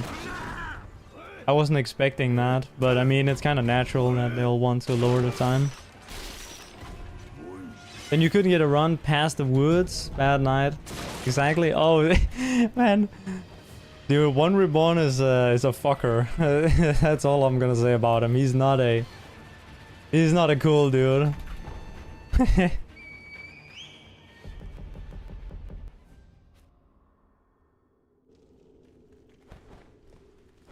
Yeah, the frame rules on Super Mario Bros. Kind of make it so that you can actually, well, still playing good enough to hit the frame rules is like insanely difficult. I wonder, yeah, there's probably gonna be a million videos about this, so.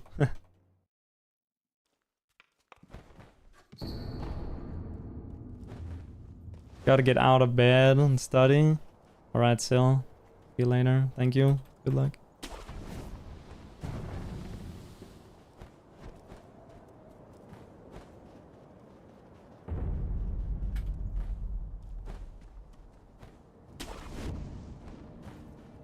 The 5.2 frame rule has like 15 frame perfect input chains.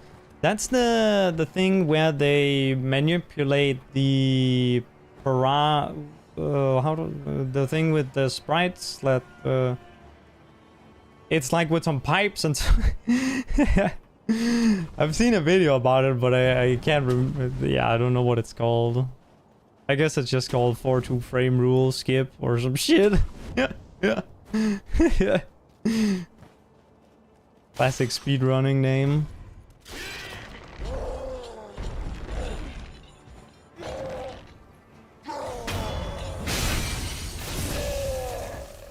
The wrong... Oh yeah, I guess that's what it is.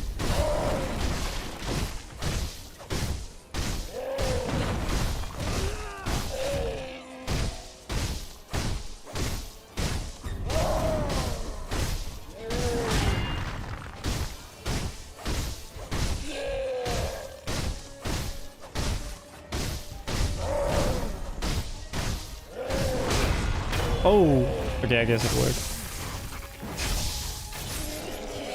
Going for the skip again? Nah.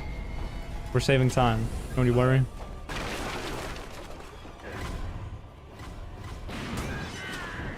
It's just a bit of a shame because the early game is where I have the most time save, I think.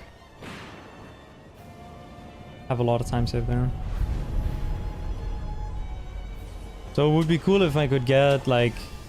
Just like... Well, all I asked for is a frame perfect early game. I just asked that the first 11 minutes of the run are within 0 frames of the best. That's all I asked for. Just give me a Nifsky level early game. That's all I asked for. Then I'll bring the good late game.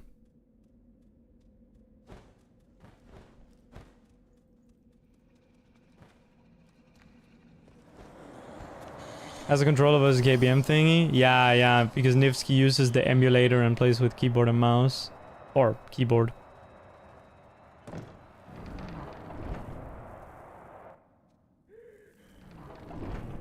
And he's like the only one at the top level who does that. Which is pretty fucking funny to me. KBM supremacy.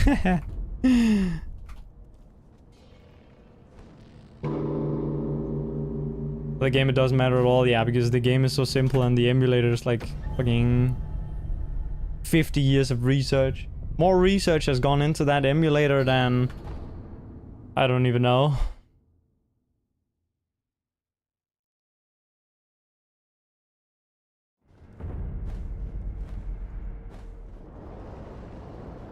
Definitely more research than fucking Elden Ring.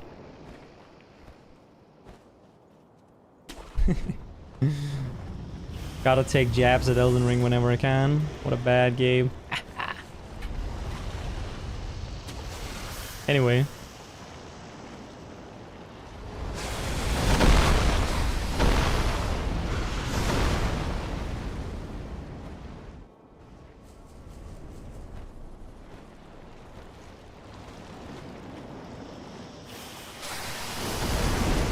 Even the PlayStation 3 emulator is really accurate.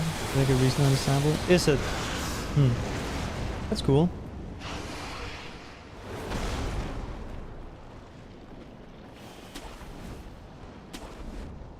Yeah, I don't know. I haven't really used emulators. Although I guess one thing is that like the thing with console, right? is that many of the things that happen on the console are subject to the hardware. So, for example, on the PlayStation 3 version of Sekiro, there is kind of a oh, I forgot to get the thing. Oh, okay. I guess we'll lose time.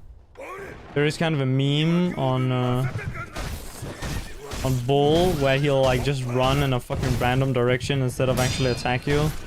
And that's not caused by because the game on PS4 is different. It's just because the game runs at 30 FPS instead of 60. So like if the game runs on unoriginal hardware, that can, even if the software is the exact same, that can be differences that create a gameplay difference. But of course, in the case of the SMB1 or Super Mario Bros. Emulator, they've tested it so much that they know exactly what's going on.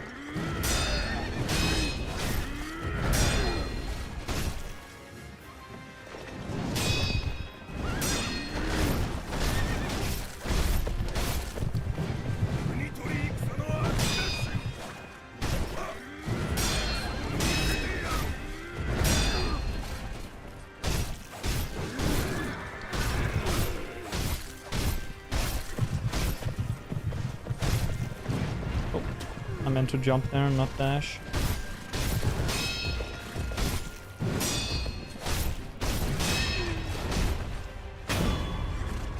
It's not very good, but whatever. Take a recent example, the Demon Souls world record is an emulator. Yeah, but isn't that that split up? Split up into PS3 emulator 30 FPS and emulator 60 FPS. And then obviously the PS5 version is also separate. So like the world record is obviously on the emulator for the emulator category. If you mean that the faster time is on the emulator, then it's probably just because of hardware. It's probably not because that they played better. But it may be, like, maybe.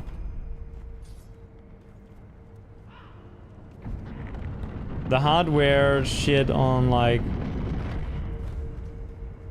man, playing on a PS5 compared to a PS4 will save you like it's a fucking unbelievable amount of time. Like completely crazy. It's like a fucking minute of cutscene loads extra. But I guess maybe there aren't that many invisible loading screens in Demon Souls. But yeah. 1 second faster than the PC record, or the PS3 record. Yeah,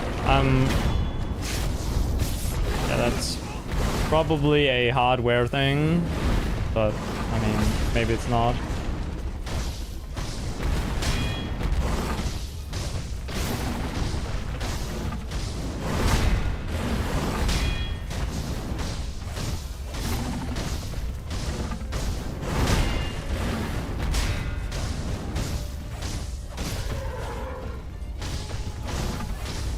Remind you that in these games, how stable your frame rate is determines your in-game time. So it's like 1 second over the course of a 30-40 minute run, or I don't know how long it is exactly. If you just have like 1 more FPS on average, that could be it could be a lot of time. Oh, fuck me, he's like 1 HP as well. God damn it. Emulator is probably faster. It kind of goes without saying, I thought. I don't know, like look at Super Mario 64. Super Mario 64, the emulator is much faster than the original hardware. Like the players in Super Mario 64 on original hardware, they use certain camera angles and certain setups that are slower in-game time because the run is timed RTA, and or I don't know if it actually is, but essentially if you lag in the game, it counts against you because the hardware slows down when it lags, or the game slows down when you lag, so you lose time. But on the emulator, your game will never do that. And so you can always do the thing that is the best. So to say, you don't have to ever factor in lag frames or a certain setup or camera angle or anything like that. Whereas that's something you do on SM64. And still, the fastest run is on SM60, on the Nintendo 64. But that's because the runners run on that. If the runners ran, like if half of the runners switched over to the emulator, then the emulator would be much faster. Or I don't know if much faster, but they would at least be faster. And it's the same thing with GoldenEye 007. The emulator times are so incredibly disgusting compared to the original hardware because of the performance only. And it will be the same thing with the PS3, I imagine. First launch of the game, you're gonna make a long black screen, so they used to do a dummy run to make them shorter before real attempts. Ah. Yeah.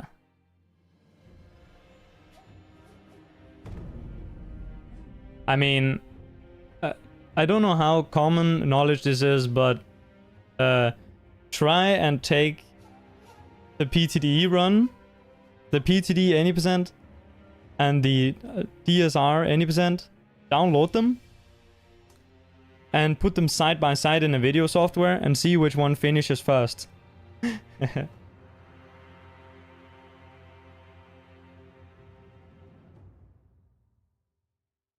I haven't done the experiment myself, but I think I can do the math for it. Just check the leaderboard time. Oh, oh, wait, is it? Oh, does it list real time still? Oh, wait, does it still do that? No, it doesn't. Oh, does it? No, it doesn't anymore. So, okay, Ali, I don't know if you know about this, but the From Software timer has a bug. It doesn't account, or what it exactly does is that each frame it takes a delta time, right? And it adds it to the IGT. However, before it adds it, it truncates the value so that if you run 60 FPS, your delta time will be 16.66. It actually only adds 16 instead of 16.66. So every frame you have 0.66 removed.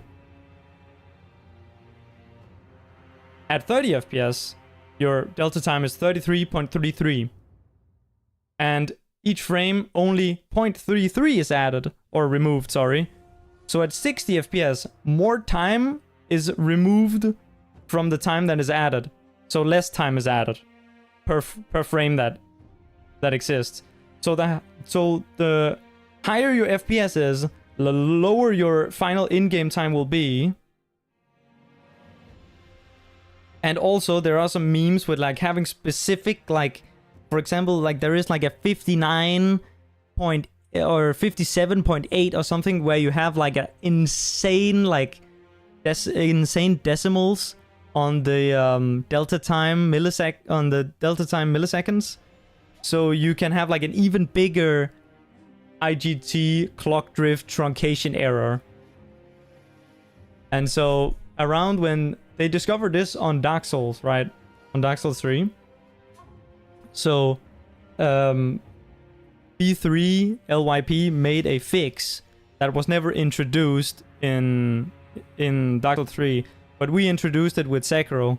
So in Sekiro, the in-game timer is modded to run 1-to-1 with real time. So it removes this issue. And then in Elden Ring, they removed it and then added back in the statistical inaccuracy so that it lines up with the no live split or no IGT fixed version. So essentially on that one, it runs one-to-one with real time, but then it subtracts 4% from the time, or it adds in the 4% clock drift. So essentially what I'm saying, real time runs at 100% speed, 30 FPS runs at 101% speed or something like that, and then 60 FPS it's the other way around. Real time runs at 100% speed, 30 FPS runs at 99% speed, and 60 FPS runs at roughly 96% speed. So your in-game time is on Dark Souls Remastered is technically not comparable with the in-game time of your PTE run, because they're not even the same unit anymore. Like they're not the same, right? And also, if you have 1000 FPS, then your in-game time is stuck at 0. And if you have 120 FPS, then you have even more error, and you know. You can read about this on Wasted's GitHub page. So, yeah, so if you take the 4% inaccuracy, I do believe that the PTE version is faster than the remastered version. So if you compared them with RTA no load, so you put them up beside each other and then subtract the load screens.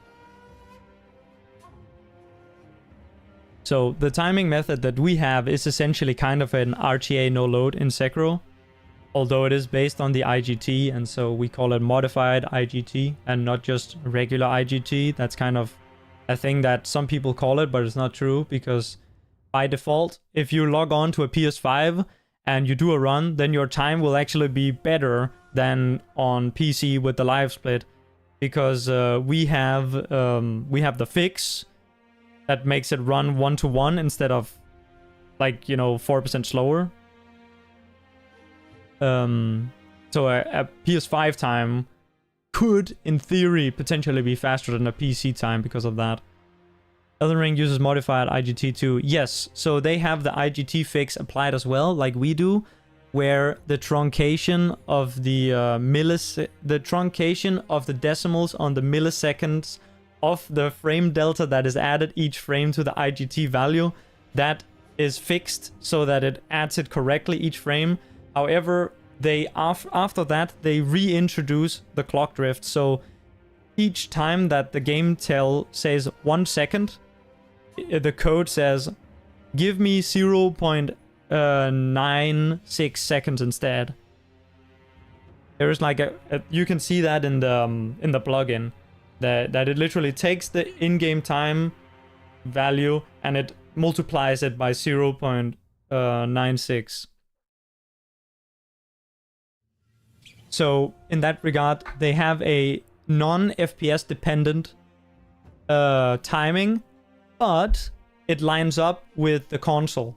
Because what they would have, if they didn't have this, is they would have a console that would just have a better timer, because slower timer means a lower final time and a better final time, right? So they would have this issue where a console would be faster than PC. Which is the issue that we also kind of have. We're not quite there yet, because on PC we have black screen removal, and they eventually also did get black screen removal on Elden Ring, which probably means that the console, or actually what they would have is not only the console, but they would also have that just the default PC without live split applied would be faster. And for us here in Sekiro, we do not allow you to submit with default in-game time on PC. You can only submit with that if you use console. So if a run is submitted without the live split, then either it gets rejected or it gets set with its real time, with however long the video was. because the default timer is just so bugged. It's also really funny, like from a standpoint of trying to figure out the strats, right? This was how they discovered this was an issue with this game in the first place. When the game came out, people were testing around with strats, and someone made a timer that displayed the IGT. What happened with that was that some guy would time a strat, and it would be this amount of time, and then a different person would time the other strat, and then, you know, they would compare the strats to see which one was better. But one person was lagging and the other person was not lagging because the game was brand new at the time, and people didn't have the hardware to run it perfectly, and so they couldn't figure out which strat was faster. That was how, and you would have the same issue with Dark Souls Remastered if it wasn't, and Dark Souls 3 and all the other games, if you couldn't run it. The one exception is PTD, because PTD is locked at just being 30, like the in-game time thing. Like, I believe it's locked at being, like, it's a constant. It's not delta time, if you get what I mean by that. It just assumes that the frame time is the same every time. So any lag you have on PTD, I think, loses your time. I could be wrong on that.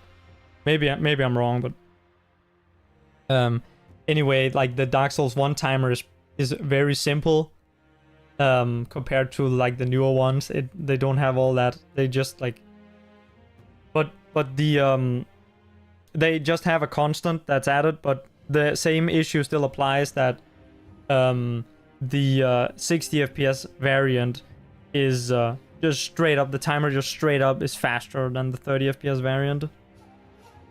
Or straight up better. More reasons why RTA load is the best timing method.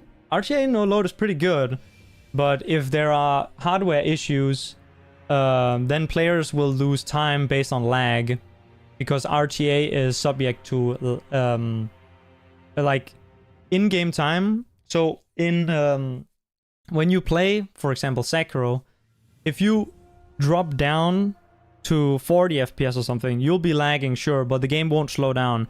If you have a lag spike that puts you below 20 FPS, then the game will go in slow motion to make up for the frame rate, to be able to better keep up with the rendering of the game. The other games also have similar thing. I don't know what their minimum threshold, what the threshold is for this slow-mo to kick in, but it also exists in Dark Souls 2. If you lag below that point in RTA no load, then the timer will run as normal, because it's RTA. It will run as normal, but if you have an in-game time-based one, then it will run in the same speed that the game is being slowed down to during the lag spike, or during the bad, like maybe you just constantly are playing at bad FPS. So RTA no load has that issue. I believe Sekiro has the best version of any timer possible that you can make. It's just a little bit of... It's just sad that the default timer is bugged, because it means that to access this really good timer, you need to download something. Also, this has the thing that if the game runs... If you have a cheat that runs the game at 1.01% speed, right? So you have a 1% speed up on your running, for example, or on your game speed, I should say. The timer will speed up as well. The RTA no load timer won't do that. So, the only way to cheat with our timer is if you can reprogram the timer. That's the only way you can cheat. Reprogram the timer or mod the game. Those are the only two options. You can't do any funny editing business. Because the IGT is loading from the save file, right? So you can't even like splice and load a save file because the time will be off. You'll need to do some... You can't even edit that, because unless you do... I guess unless you have the time and then put it on after, but it doesn't work. It doesn't work. You can't really do it. I think the modified in-game time is the best timing method, but Yeah, it doesn't really work with Dark Souls 2 because they didn't have an embargo, right? Elden Ring had a super long embargo because they had to figure this out with the in-game time. And before the era of speedrun.com, there weren't really embargoes, right? Where people agree to not do speedruns before rules are agreed upon. And so it means that the speedrun rules will be subject to whoever is most popular. It has happened on quite a few runs that I've done. Like, Timesia ended up being subject to whatever spicy TV felt was the best, which I don't have any problems with, but, you know, it could have been a case where he had very poor taste. At the end of the day, he was single-handedly probably the, if there was an embargo, people could have discussed and stuff, but there weren't. The game came out, we ran it, Spicy created the leaderboard and hired someone to code a timer, and then he decided on the rules, essentially. Obviously, the community was involved, but there wasn't a pre-made community with an embargo that came in place so that rules could be figured out. And in many cases, with Dark Souls 2, for example, or with Dark Souls 1 even, the games predate these communities, so therefore the rules are just based off whatever the early games did, so as to not invalidate the early history, right? And so even though that, like, Dark Souls 3, Dark Souls 1, Dark Souls 3 and Dark Souls 1, I guess, have faulty timing methods that can be fixed, there's no desire to fix them, because it will, like, you'll have to, all the previous runs can't. They aren't compatible. PS2 IGT is fucked. Yeah, I know it's fucked in a different way, but all of them are fucked, to be honest. Like honestly, the Dark Souls 3 one is like, it's completely ridiculous, because, you know, I have lived through talking to people who ran this game on PS4 versus people who ran it on PS5, and they have no fucking chance in hell to play the game. And that's what people on toasters have lived through with Dark Souls 3. Now, as time passes, people will get better hardware, but they'll continually release new games, so these issues will keep popping up. It counts the credits, and it varies based on frame rate. Yeah, and it's also something where if you have the menu up or something, it doesn't count, or some dumb shit like that. I understand why it wasn't done at the time, but honestly, it's at the end of the day, it's because of the thing with what I said. That wasn't an embargo where a developer could make a tool for a fix for it. And the guy who did runs that were, and then the rules just ended up being tailored to the people who ran it, which is natural, but it also means that you'll have unfortunate circumstances where like the type of people who weren't included in that initial group cannot be represented in that regard, or they can't be accounted for. Two identical RTA no low runs at different IGT times. Yeah, that's the same thing with your game, Dark Souls 1 and Dark Souls 3 and Bloodborne. Not so much with Bloodborne, because most PS4s are similar to most PS4s, and most PS5s are similar to most PS5s. You have that as well, but it's just to a lesser extent.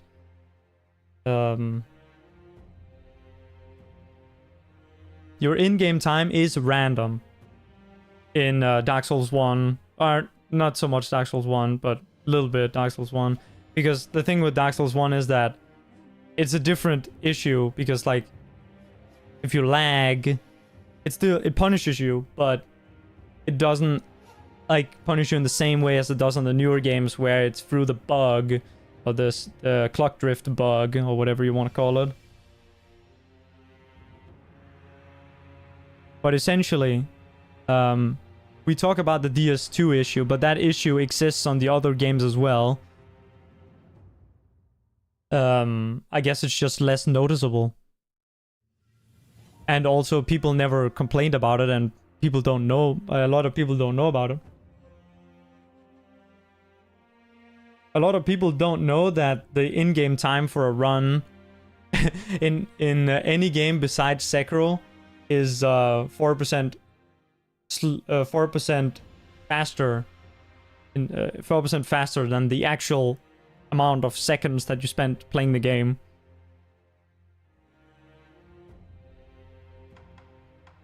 But it's true. And the reason that I'm saying that they're faulty is because this 4% is not consistent. It depends entirely on your frame rate and your frame times. So someone can either be insanely lucky or maliciously cap their FPS at a specific number where the delta time is like 0.99, and they'll have their which could be like maybe the frame rate that you need is like 57.8 or something. You could cap your FPS to that, and then your time will just be insane. You'll just save time for free everywhere, and you can't really tell if the guy has capped it at 57 or 60, and so then you get into this, oh, we need to show FPS count, or you could just use a IGT fix. I expect that that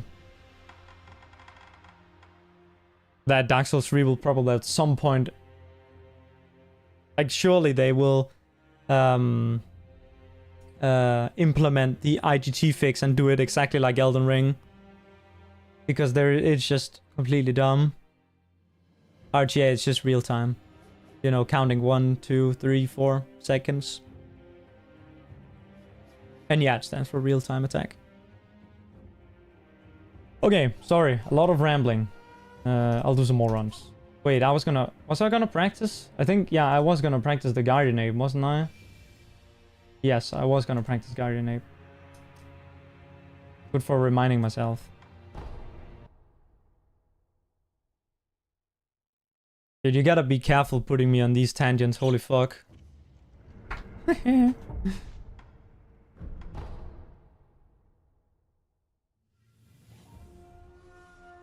Sekiro runners know more about IG. Wasted explained how it worked to me, and he also made a page that explains it. So I have at this point I have like gotten it wrong like maybe like 10 times, and then he has corrected me and we have talked more about it, and so I've had a lot of time to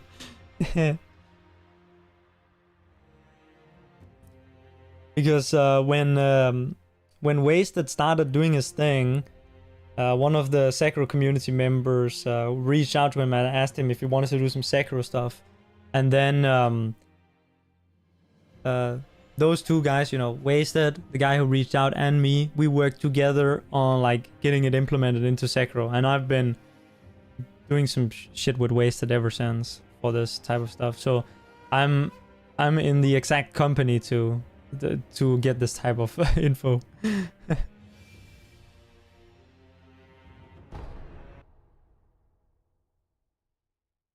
And also it's relevant. It's not really relevant for the other games. It's relevant for Sekiro because we use the fix.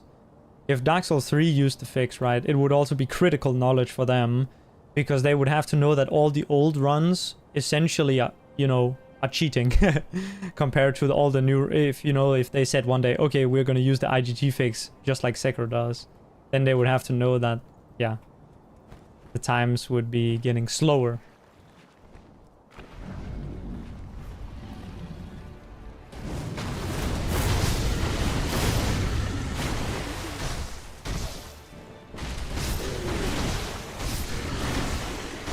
Oh, I just did it perfectly on my first attempt. I don't know why I'm... Okay. Do I agree with RTA no load for DS3? Sure. I'm just saying that, actually, let me rephrase. It's amazing, because at the time, those people back in those days in 2000 and like fucking 11 were banging rocks together when it came to speedrunning. So the fact that you guys came up with this for timing method is amazing. But if it was in the year 2025, we could have done better. Because we could have made a modified in-game timer, essentially. Right? Could have fixed the in-game timer, but maybe that's not desirable. Maybe you don't want to do that. But it would mean that, you know, you could have the save file time. Because our timer, right, it also affects the one that you show on the save file. So when you go to the save file, it's the actual time. It's the actual real, like, correct time. Like on Elden Ring and Dark Souls 3 and Dark Souls 1. So I guess that would be one of the benefits to it. And then the secondary benefit would be that lagging isn't a... lagging doesn't affect you negatively in terms of your time. And also, you wouldn't have to... The thing, you know, with showing FPS, you wouldn't have to show FPS. Because the whole meme with running too fast isn't a thing. If you... or at least as far as I know, it isn't a thing. If you use a modified in-game timer, because the game will... the game will run as fast as the timer will run, essentially. So if you are running faster, then the timer is also running faster. And that's a disadvantage, right? If the game is running faster instead of an advantage. I think that's the reason why you have to show FPS, right? That's because if you run at 61 FPS, your guy will run faster, right? And of course, this same thing applies to the other games. Like mechanically, if you ran at 61 frames per second without some type of patch in place to adjust the game speed, which you'll have to apply separately from a cap. If we had that in these games, then we would have the same issue, but because we have an in-game timer, it doesn't matter if the game runs faster, because the timer will also run faster then. Other games are locked. You might be right about that. Isn't DS3 also locked at 60 though? Some meme where it's locked at 61 maybe, or locked at 60, but can exceed the cap. I don't know like how it works, but essentially, you could still cap the FPS. Like if you had a modified in-game time plugin, you could say, okay, you need to cap your FPS at 60, but you don't need to show. Supposed to have been locked, but it can go to 63. I see. Okay. Yeah, so the way you could do it is obviously showing FPS is another like how do you call it, like a proof, another level of proof standard. So it would always be a thing where, okay, we think that you should show FPS for extra authenticity. That could always be a thing, but right now you have it so that you can ensure that the person isn't running fast, right? If you had a modified in-game timer, then you would not need to make sure that it's like, you would have to check for that, because there's no incentive to cheat in that way, because it doesn't work. As I said before, the only real way to cheat with modified in-game time is to reprogram the timer. So you could reprogram the timer to run a little bit slower, for example, because if you reprogram the game to run a little bit faster, then the timer would run faster, right? To accommodate. The thing is, you ultimately don't think people care enough. Yeah. Which is exactly what I said. Yeah, if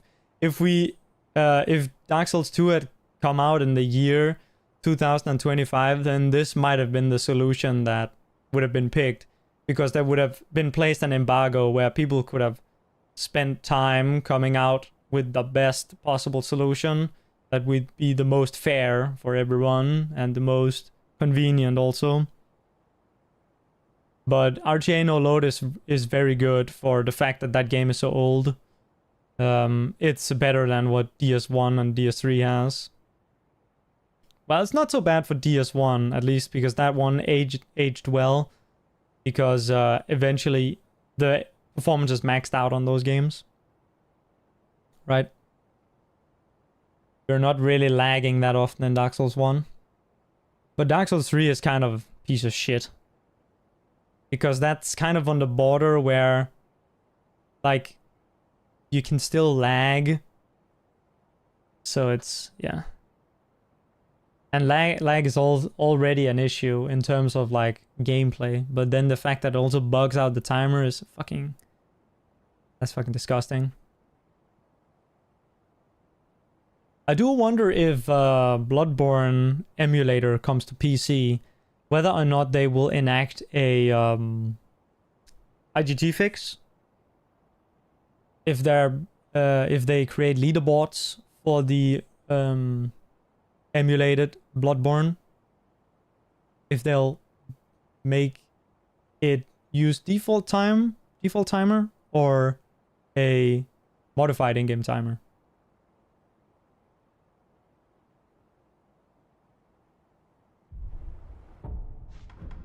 It's not clear. Alright. We do some runs.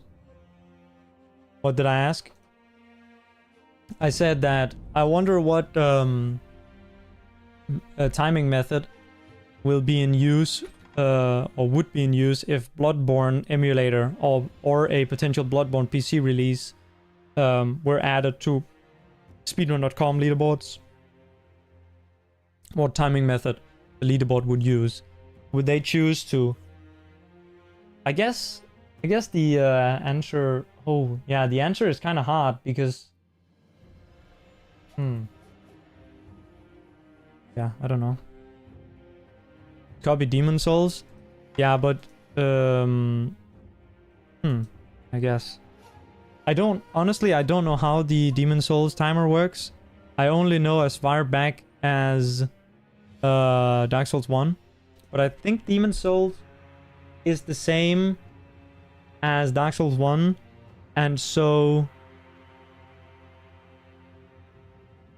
it would be fair if you never lag, but if you lag, then it will become a little bit unfair. But the Bloodborne is a different, like, that's a different timer, right? Because I believe it was, I guess, which game is it? Dark Souls 3. Dark Souls 3 is the first of the games, I think. Or maybe it's Bloodborne, I don't know. I guess it's Bloodborne, like, chronologically. But it was figured out first on... and the thing is, with Bloodborne, right, because it runs at 30 FPS, this issue isn't really a thing. Because it's on console, so everyone has the same hardware. And so, even though that someone can play it on PS5, the little bit of extra performance in terms of the stable frame rate of that's all overshadowed by the faster black screens, right? The faster load times that will give you a little bit of a better time. But as far as I understand it, there isn't that big of an in-game time difference between PS4 and PS5. On PS4 and PS5 with Sekiro, it's like 2 minutes of difference per 30 minutes of gameplay or some shit like that. If you do a Shura run, then you're 2 minutes off on PS4. It's fucking ridiculous.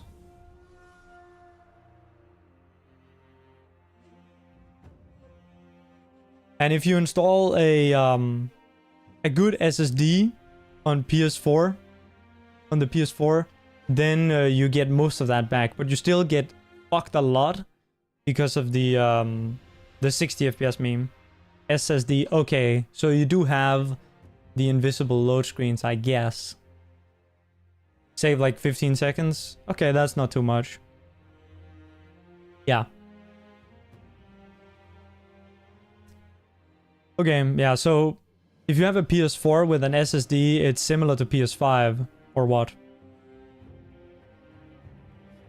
Obviously, it's kind of hard to measure on console, but yeah. So the thing is that if it was released to PC, right, and there was to be a 60 FPS category, it would it would have all the bugs, right? Extremely minor, I see.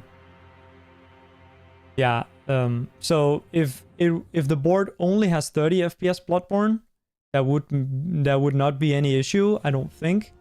But if there was 60 FPS, a 60 FPS category, then you'd have the whole issue again that we have with Sekiro, and that we had with Sekiro, and that you have with Dark Souls 3. Right? So if they just put, like, just copy exactly what Demon Souls did, then you will have the 60 FPS category be much faster than the other ones for no reason other than the frame rate. Which I guess it's some, you can live with it, but it's also kind of clowny in my opinion that the times can't be compared, right? That you need to do a calculation each time. That you need to compare runs. Like, whenever I see a console time and I'm like, oh, that looks pretty good, then I have to, like, do a 4% to see what the... yeah. Practical standpoint, no one would care about a 60 FPS. Well, when you say no one, I assume you mean runners. Oh wait, I forgot to load my save.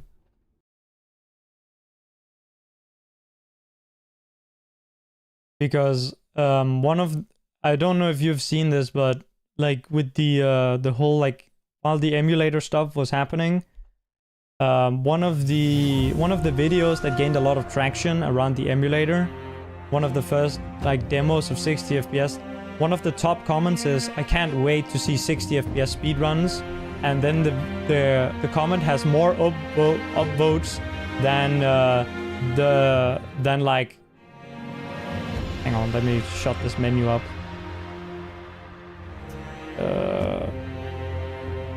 Where is it? Where is the file that I mean to load there?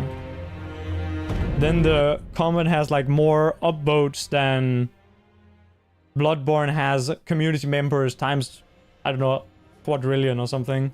So it's like, there will definitely be people who will want to watch it, but maybe no one will want to play it. Because I did see that the 60 FPS looks kind of goofy. It's kind of weird.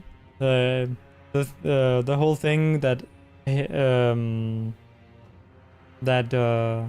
wait, what's his? Oh my god, why can't I remember his name right now? Genso, that Genso was talking about, is that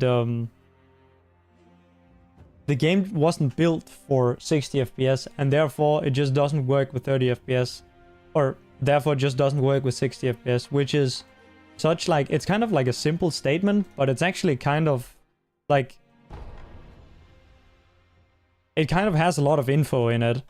Because if you think about it, all the animations and the physics and all of the gameplay interactions are tuned to be 30 FPS. And so when you turn everything to 60 FPS, every single interaction and animation and stuff, they need to be retuned to fit how they were designed to work. And the only person who can really do that... Oh, my controller's not working. That's funny. The only people who can really do that are the developers. Some guy who's just making a patch cannot sit there and test everything through, and then when he's done with the product, when he's like making the decisions around design choices, he'll have to make decisions that essentially make him the god of the game, right? He is essentially, you know... The KBM is not happy. It's true. The keyboard gets really angry. But yeah, you're right. Some of the skips don't work at 60 FPS because the physics were tuned to work at 30 FPS, and so they're fucked at 60. If you look at Sekiro, the game has been tuned to both work at 60 and 30, and so the physics work the same when we're talking about a 30 FPS and a 60 FPS cap, right? But there are some things that are kind of buggy at 30 FPS. Like, some AIs don't work properly because the game, I believe, was created with 60 FPS in mind, or at least that's the one that's tuned the best. That's the best product. In terms of not even visual, but also like AI. Some of the AIs don't like to work properly at 30 FPS.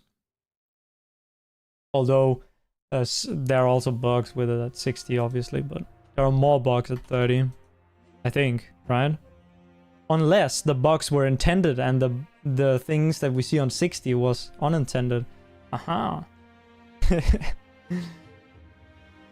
But yeah, I get what you mean. Yeah, because 60 FPS, the 60 FPS patches is goofy. This is the second most technical discussion you've had. Now I'm curious what the most technical one is.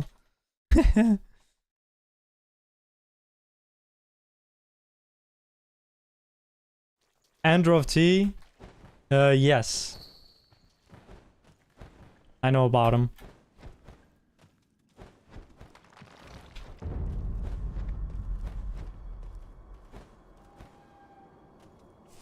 Dude, I just started this next attempt without testing if the controller was connected, but it turns out that it is, so hell yeah.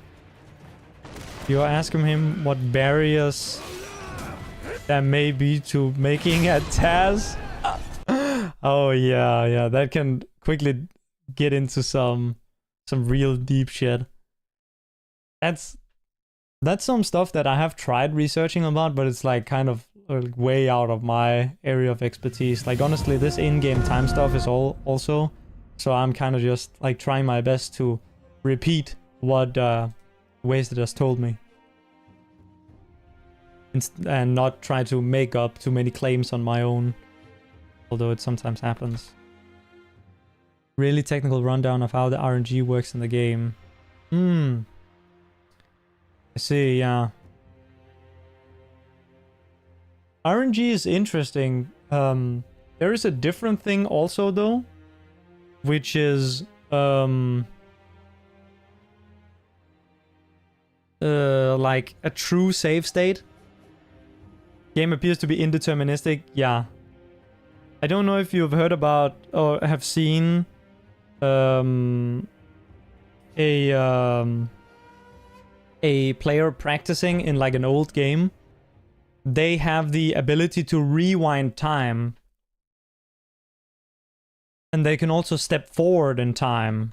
Assuming that, you know, like you're in the emulator, right? Where you have your testing tools. That's because the game is running on a single thread on the processor. And that means that all of the instructions are in a neat line where you can trace the history back. And also you would be able to accelerate it forward, right? Because it's only one thread and everything is in a perfect line. But with a modern game, it runs multi-threaded. So you have like maybe, let's say you have 4 threads for a single game. All of the information that pertains to all of the calculations in the game will come in on different threads. And so they aren't like kind of cataloged in this neat line. So you can't have this perfect save state that will be able to transport you back in time, because you can't just follow the history on the instruction chain or whatever you want to. I don't know what the technical terms are, but essentially the instructions on the thread.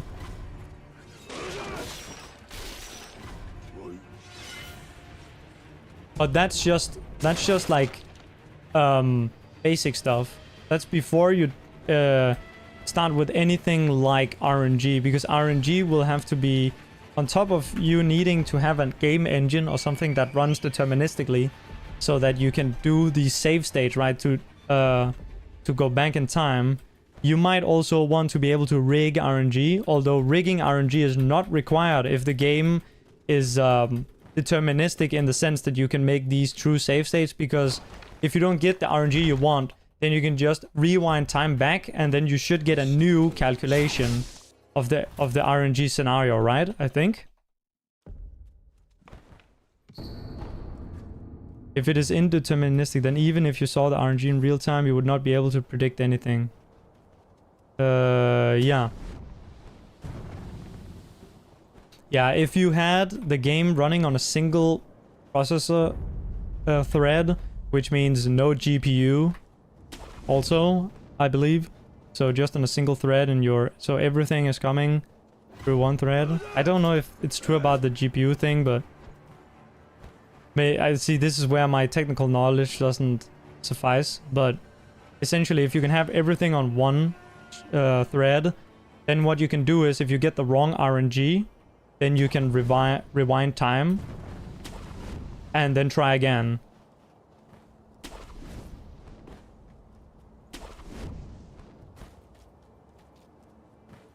Autoline impossible effectively. Yeah, I guess like if you talk about like a true TAS, yeah. Like a TAS, like I guess it means something different to different people. Like most people think about this perfect run, but in reality a tool assist speedrun is only different from a normal speedrun in one way, and that is that it uses tools that you are normally not allowed to use. That is literally what it's called. So, for example, if I did like a normal run of just me playing the game, but I used a macro for a certain skip, you could also say that that is a tool-assisted run, and that is a attempt at a representation of what the best possible run you could do is. So it serves the same goal as a traditional TAS.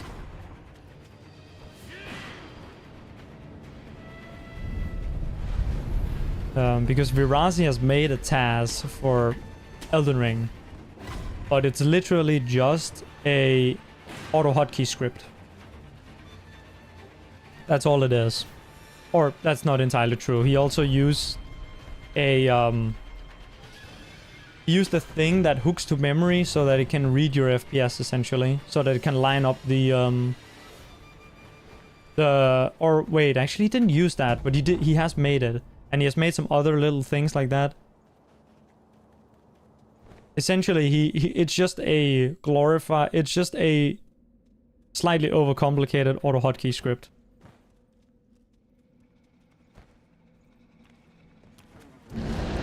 I worked a little bit on a Sekiro TAS, but the problem is that the tools are just a little bit too bad to work with. That's the only issue. They're not quite good enough. I spent like 10 hours doing like 10 seconds of gameplay with the auto hotkey thing. But you could make it work.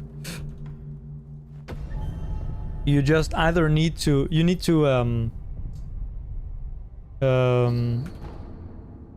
to account for the RNG with like kind of like things outside of the script, I guess. So for example, like either rigging the RNG with a mod, or segmenting the run, or you can let the TAS, you can let it hook to memory so it can read the enemy boss pattern and reply appropriately.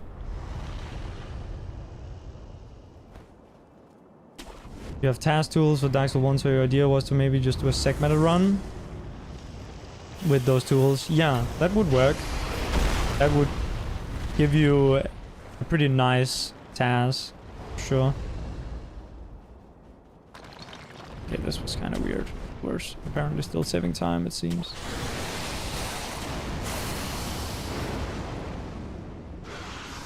Yeah, like you can make a pretty cool task with without true task tools, but a lot of like essentially the biggest problem with it is the time investment in I think, because and also the level of control, I guess. But since you already have some decent tools, those aren't really that big of an issue, I guess. There are task-only things in Dark Souls 1? Yeah, that would be cool then. Because this game literally doesn't... It has like one thing that's TAS only. But it's not even TAS only, it's just that no one bothered to do it. Wait, why am I skipping? What the fuck am I doing? I guess I technically haven't gone out of bounds yet, so... This run is technically still legal. Yeah. What the fuck? Dude.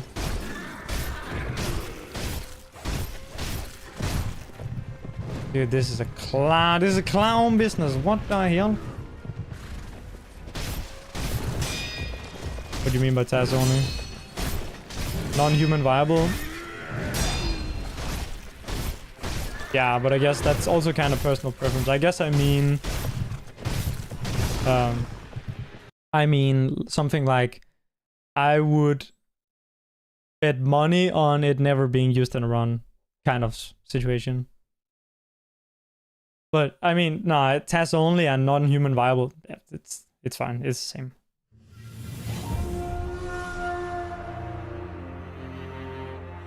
But yeah, it would be pretty cool if you have some strats that are like essentially not like run viable. Stuff where even just getting it in a completed attempt or even getting it in practice would be an achievement in itself. Several minutes faster? Really? That's fucking insane. I was looking at our Sekiro any percent, and it would a task would probably only be 30 seconds faster or some shit.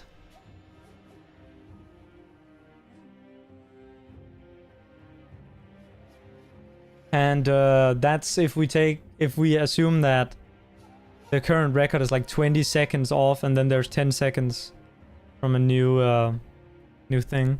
How many hours? 4.4k.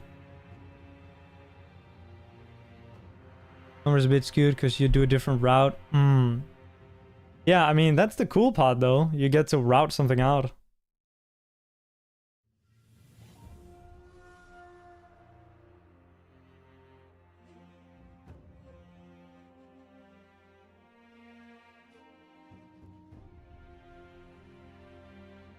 Was it worth it? That's a good question.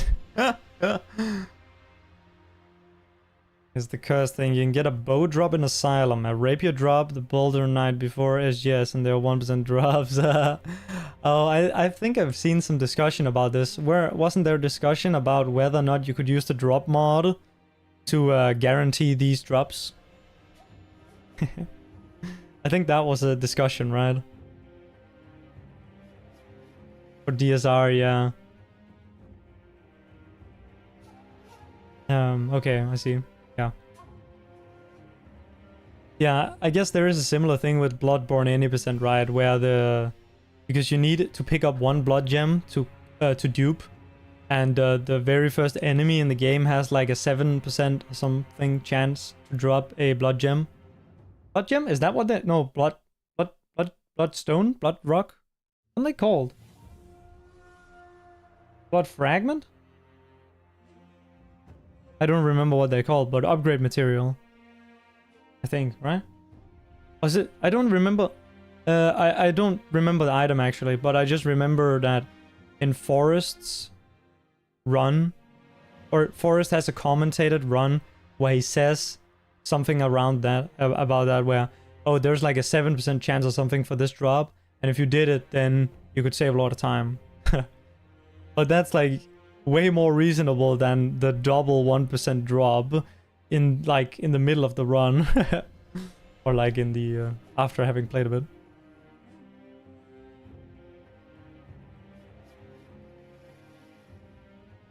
Obviously I like the game a lot, that to put that many hours, but should others do it? Maybe if they wanna become like a crazy speedrunner. With crazy, like special emphasis on crazy.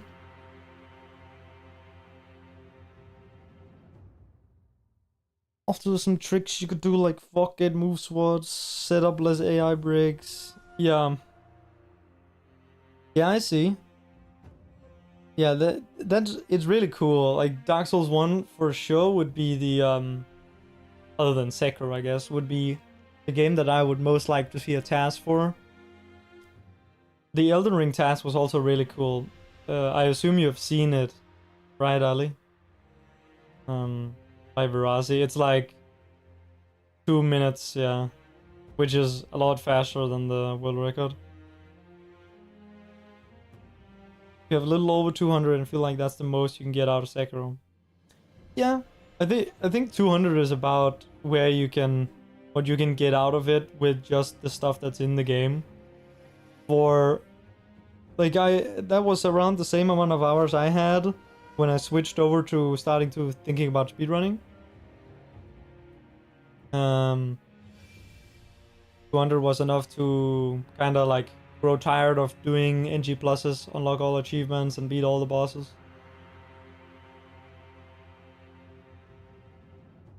Had I made a video about it? Yeah. That's cool.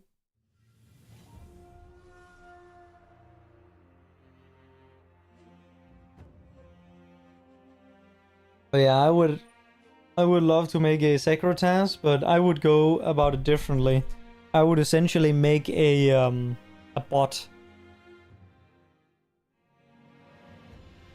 How he dealt with the hardware-dependent sibs. He just made this. He quit out more than he needed to and made more segments.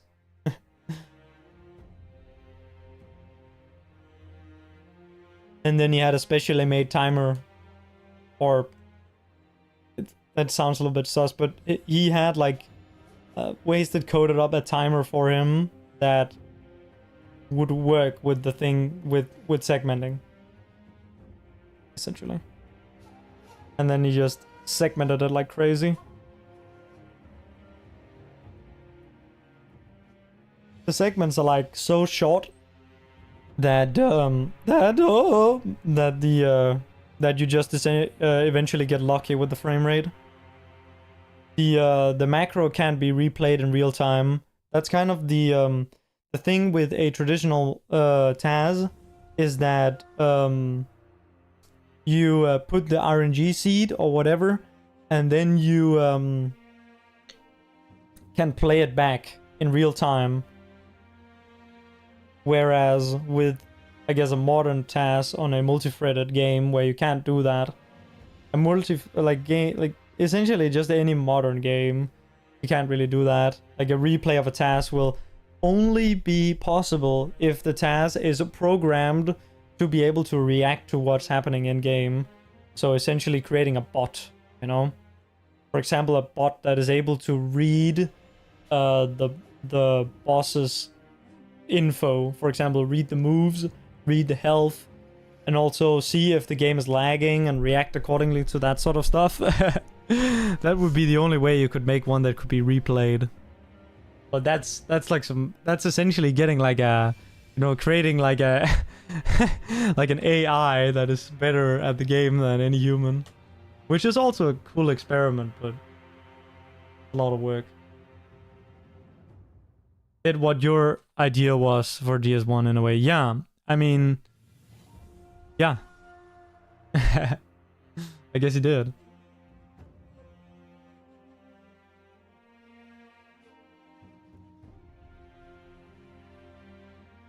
Alright, maybe I should play the game instead of yapping. Ooh. But man, now you make me want to dip my toes in this again, because it was kind of fun to mess around with. The last thing I was working on for my thing was that I wanted to be able to track the camera position in game. Because like when you're testing a macro, you essentially need to restart the game each time, because the camera is so sus. I don't know how it... No, actually in Dark Souls 1 I don't think you would need to, because you always have the stand-up animation. In this game, how fast you load into the game is a little bit random. but it's not random if you restart the game. But it's not random, it's just inconsistent. Like, it depends on your last area loaded. So I need to essentially, I just need to restart the game every time. I need to test my macro.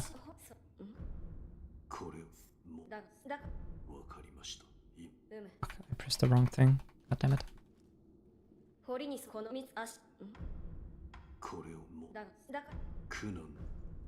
God damn it. I am... yeah.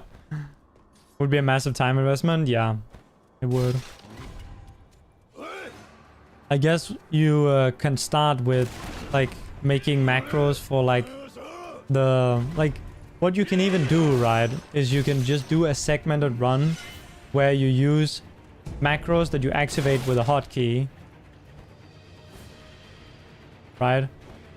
And the macros are just for the insane shit that you can't do.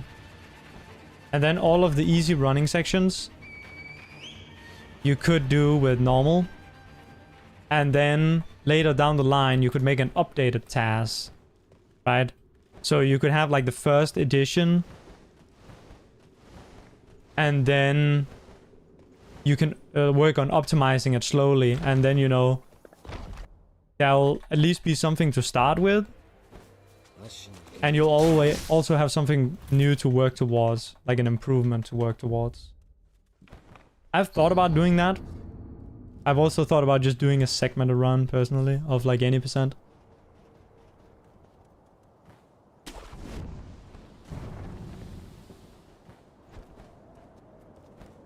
And, yeah, still labeling as a task. I know that Regal did a segmented run of all bosses. And I know that those generally don't get... Like, that sort of thing generally doesn't get a lot of traction, a lot of views. I mean, at the end of the day, like you should... oh, well, your audience matters a little bit in this. I think Regal wasn't really aiming for a lot of people to want to watch it. More so, like, just to give an idea to the community what the fastest run could be, but I could be wrong, I don't know. If, like, essentially what you can do is just, like, do a segmented run with macros and then call it a task and you'll get views. You'll get views and you won't even be lying.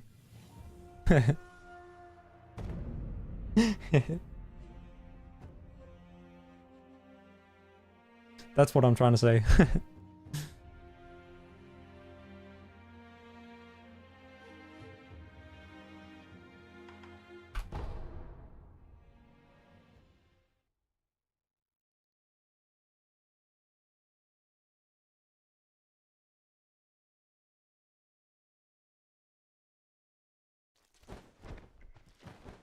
But yeah, a segmented run wouldn't take too much time to make. It kind of depends on what strategies you intend on doing. If you just go with like kind of a regular route, it shouldn't take too long to beat the world record with it. Which I guess is like a start, right? You want to at least beat the world record when you're talking about making a task. Or, you know, be faster than the record.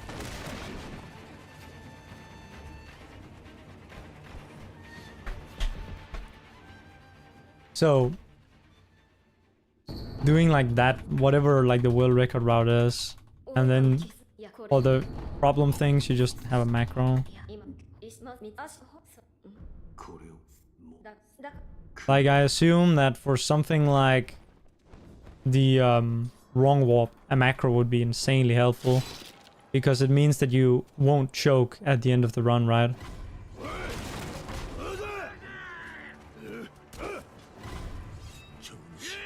What's Taz? It's a tool assist speedrun.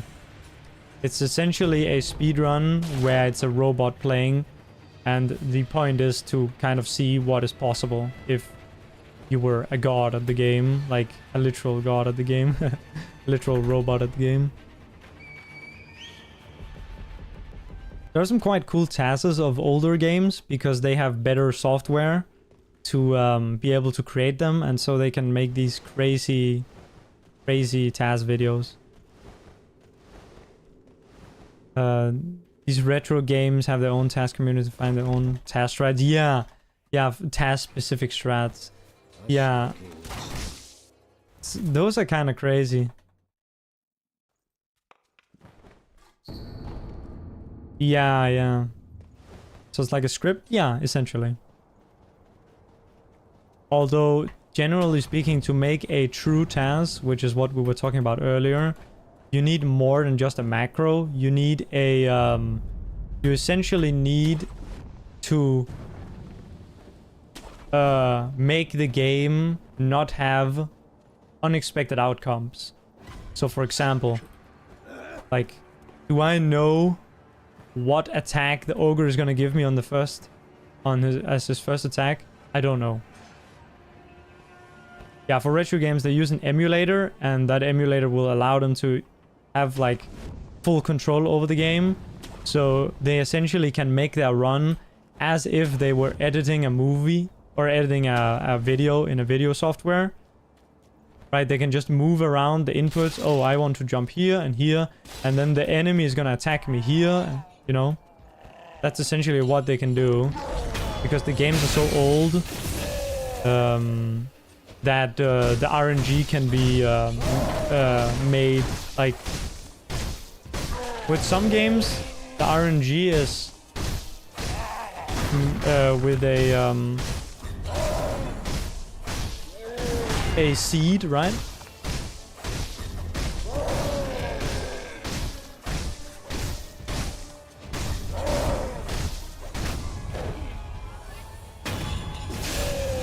Deterministic games, yeah. So a game where there are no random outcomes.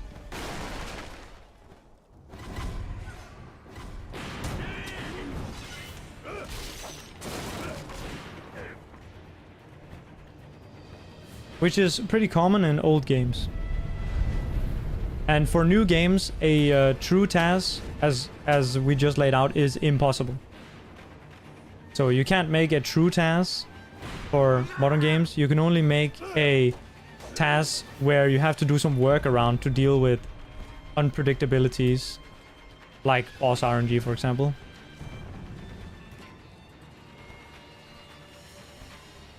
And there are various ways you could potentially do that, and none of them are perfect. That's kind of the... like, one of them is modding the game so that the boss only gives... You basically delete all of the bad moves from the boss's game... game files, or whatever. That's like one way of going about it.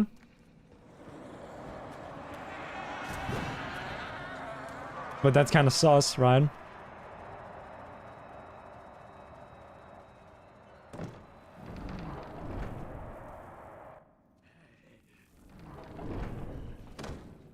Yeah, same input should give the same result every time.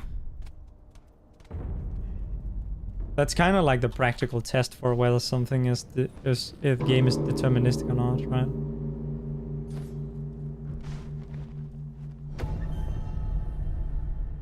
So for example, Sekiro is very indeterministic because we have no control over what attacks enemies will do.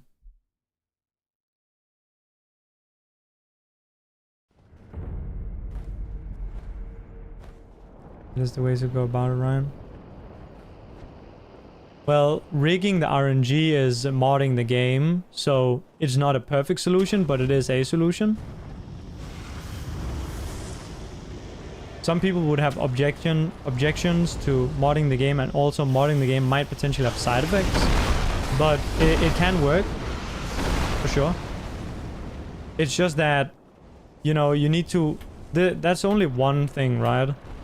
For each boss, you need to edit an AI script, and then that's only the AI is taken care of. There are other things as well, like frame rate, for example. Frame rate can fluctuate. You can use the FPS patch that has been made to make the FPS more, yeah, to make it predictable. And then you also need to, yeah, you need to, yeah, you need so much shit. Small journey speedrun, yeah, the Mr. 4 cheating incident.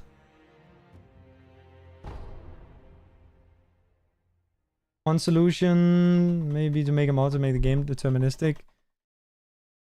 Maybe you could do it. Like, there is a program that is made. It's called libtas. It's a thing that you attach to the game, and then it makes the game... then it creates a layer between the user interface and the game. But it only works on games that natively run on Linux. So, for example, Sekiro would not work because it doesn't natively run on Linux. It only can run on Linux through essentially a Windows emulator. That's not exactly what it is, but it's essentially what it is, what is needed to be able to play Sekiro on Linux. So that doesn't count as being a thing that works on Linux. Work with the Valve thing. So hear what I'm saying. The only way to play Sekiro on Linux is to essentially emulate Windows, which is what every program does that lets you play games on Linux. That's what they do. They're an emulator. They're not like, because the game needs to natively run on Linux, so it needs to be coded with Linux system instructions in mind, right? Because that libtas thing is made around the Linux stuff. Now I'm getting into stuff where I don't really know that much, but essentially, like, if it worked with the the Valve thing, can't remember what it called, Steam Play or some shit. If it worked with that, then it would just also work on Windows, and it would work on every game, and we wouldn't even have this whole issue of indeterministic games, because like libtas would just work on everything. But that's not how it works. The game needs to be specifically programmed with Linux in mind. And then you can use libtas to make the game deterministic. Yeah. The way it does that is that it creates this layer between the user interface and the game that essentially is like, anytime any information is getting in exchange, the layer will like correct it. So when the game says, I'm gonna do this, and I'm gonna put it on the player screen, then the layer says, oh, wait a minute, that's not deterministic, bro. And then they change it. And when you put an input through the user layer, it also goes to this libtas layer in between. And then it lines it up with the exact in-game frame that you want. So that you get the exact same response each time that you do that.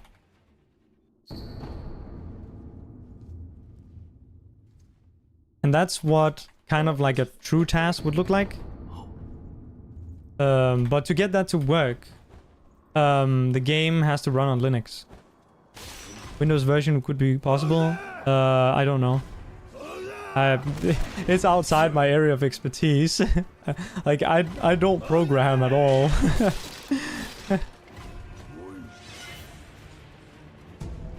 Wait, did I get the... I didn't get it, right? Okay, I keep forgetting. But I assume that it wouldn't be possible to make a Windows version of that. Or maybe it would, but it would be kind of like a big project, ground up kind of thing, probably. Like, one thing you can do, like, it is entirely possible to take a indeterministic game and mod it to turn it deterministic. That is possible, but you need to mod it a lot. And also, you get into legal territory, because you need to reprogram the game itself. You wouldn't be able to share your code. So if someone were to make task tools that made the game deterministic, they probably would not legally be allowed to share it, because it would just have to be an edited version of the default exe, which is kind of another hurdle. Have to be your own project only, yeah. But even then, it's actually not entirely it's not entirely legal, even if you don't share it.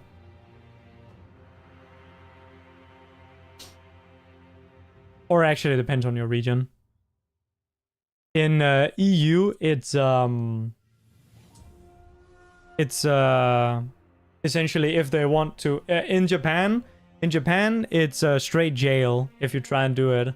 In EU, then if the company is hell-bent enough, then you can get punished for it. And in the US, I think it is generally considered fine. But again, that's like massive also. This shit is fucking disgusting, this area of like speedrunning tasking in general. That shit is completely disgusting when it comes to how complicated things are. Imagine having to hire a lawyer to make a speedrun video. Fucking hell. Yeah, the best way to go about it is the manual approach, I think. Just a big old script. You know, a big old massive fucking macro, or a lot of smaller macros, and then playing manually in between. And then either segmenting the run, which is probably the best way, or rigging the RNG with cheats or mods. The thing with rigging RNG is kind of weird, because you have to mimic the pauses in between as well to make sure that it's actually a real possible RNG, right? And by segmenting the run, then at least you can kind of be sure that the RNG is real.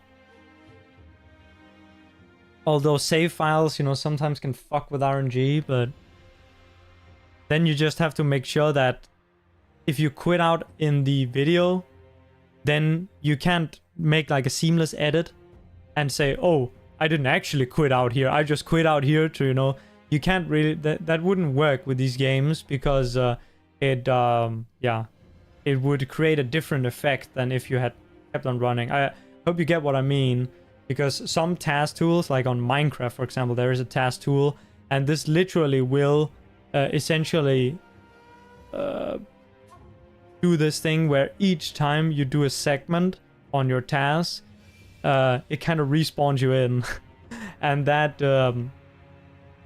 I don't know, I can't speak about how it would work with Minecraft, but with Sekiro it would not work, because obviously in Dark Souls 1 you would have the stand-up animation, and in Sekiro you would have like this thing with the in-game time being weird. Run verification. Yeah, with cheating, I guess. Well, I'm sure in Dark Souls 1 there are already plenty of cheaters. Nah, probably not.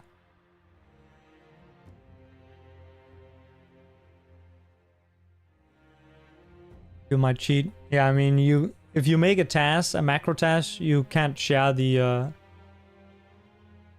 actual task. You can share the skeleton though, which is what Virasi did. Virasi sent me the skeleton for his cheat, or for his task, so that I could replicate it with Sekiro.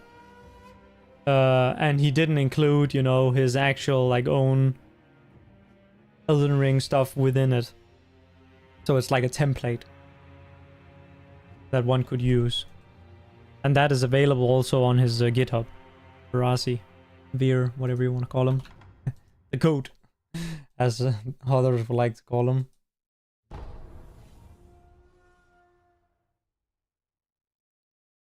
There's no RNG.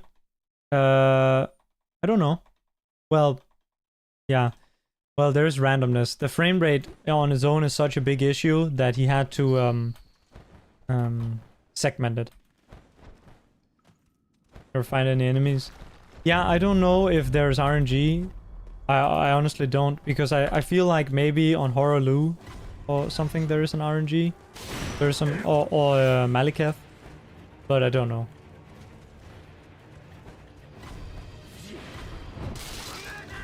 I really don't know. With Sips there would have been.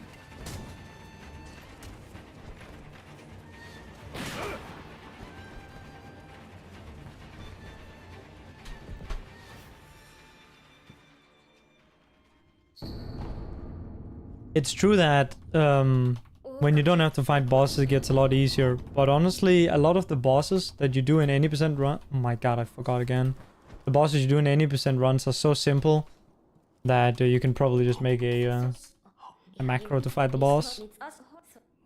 I haven't actually tried that, so maybe it's harder than I expect. Like if I were to do it for, let's say, the bull enemy in a glitchless run, right? It would actually be pretty simple because there is one RNG that you want. And then you just program it for that, and then you play the segment until you get that RNG. But maybe the segment is long. And there might be other things in that same segment that are very RNG. And so then it becomes a problem. Yeah, yeah, you have the FPS thing now. How many times did I forget it? In my PB, I leave the house and come back to get it. In my PB.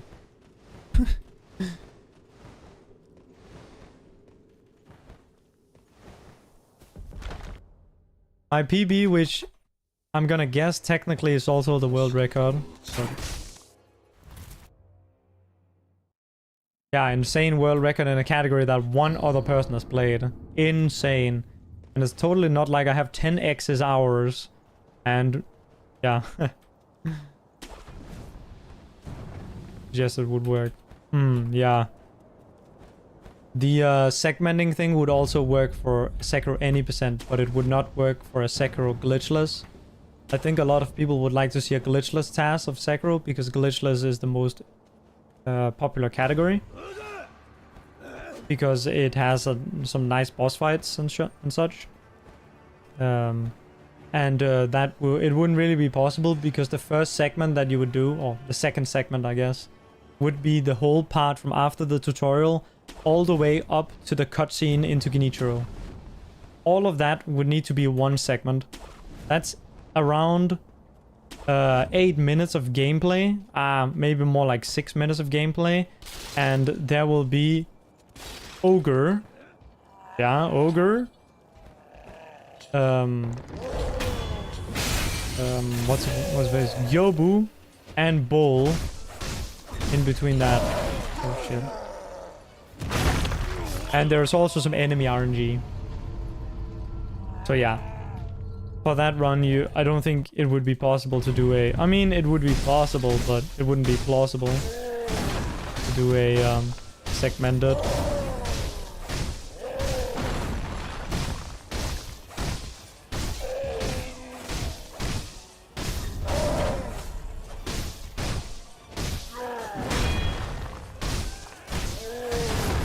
Bruh, what the fuck?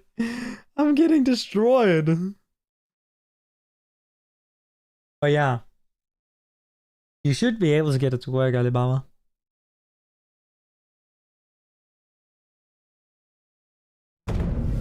Holy shit, I'm on fire today. I'm playing so well.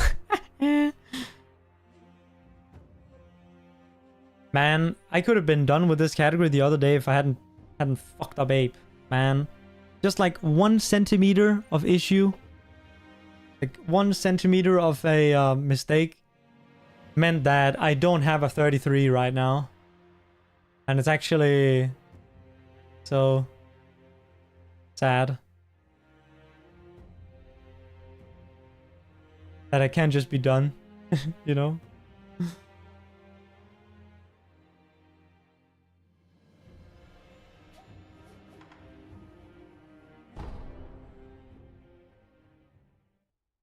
Expect anything soon, though. Low on the list on priorities. Yeah. Yeah, I know what it's like, so I never have too high expectations for this sort of stuff, because I have also said that I would like to make one, but my progress on it has been like I actually am at 0 progress right now because I accidentally deleted or I accidentally edited the working script I had for the first 10 seconds of the run, and I edited it to something that doesn't work anymore, and I don't have a record of the old one, or I don't have a backup. So actually I'm back at 0%. Although I do have a there are a few things that I already have macros for, you know, like other parts. So, but yeah, some things that I have been like working or trying to been figuring out is I want to figure out if there is a good workflow. Oh my god, I forgot it again. A good workflow for recording your inputs. So essentially, instead of having to type out all of the things, what you could do is play a segment, have the whole thing recorded as a macro, replay it, and then go in and tweak all the mistakes manually, which I think would be a lot more efficient than manually building up everything. And I'm almost certain that it is, because dude, manually figuring out the stuff that you can already do is such a pain. Like, how many frames do you need to run forward here before you need to jump, for example, or before you need to turn right or turn the camera or stuff like that? That shit is impossible, or that shit is so hard to macro out instead of, you know, just doing it.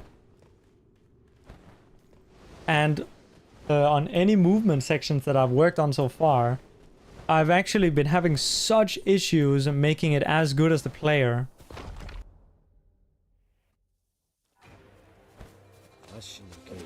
And I haven't been able to beat players yet with the macro on movement sections, just because it takes so long to test everything and such with the macro. So I've been trying to figure out if there is a way where you could like hit a button and then record your inputs and then have them put in to a script in auto hotkey. And I did stumble across an extension to auto hotkey that had a somewhat of that function, but the problem is that it didn't record delays. And that's a big issue, because the delays are that's what makes the whole thing, right? Like if you just do every single input at once, like I can do that. Like I just slam my head on the keyboard. Might do an asylum task. Yeah, that could be a good start.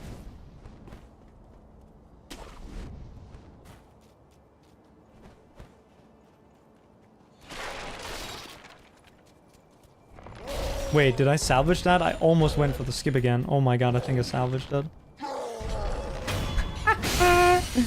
Clown business.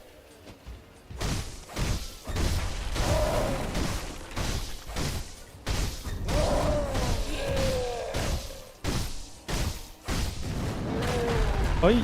Okay, at least that doesn't one-shot.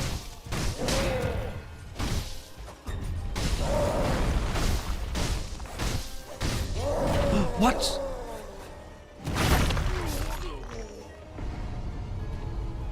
We're gonna make a Sekiro one. Do you think I'd stream it? Hell no, I would not stream the creation of it, because that's the same as publicizing it, and then you have the whole cheating issue that we talked about, and also people stealing your work.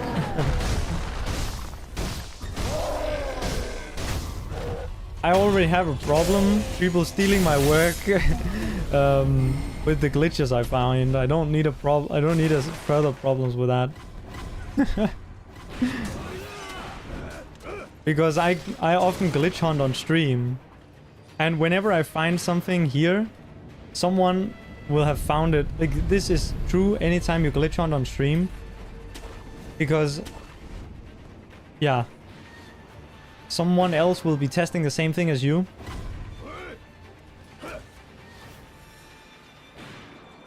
Segment a run could be streamed though. Oh, as you're segmenting it?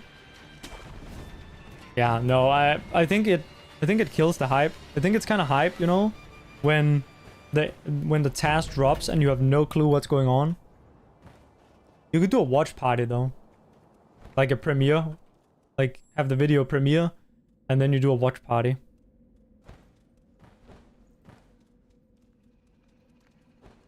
Be kind of cool. Segment a run where you do it yourself. Oh, I mean, yeah, you can also do that.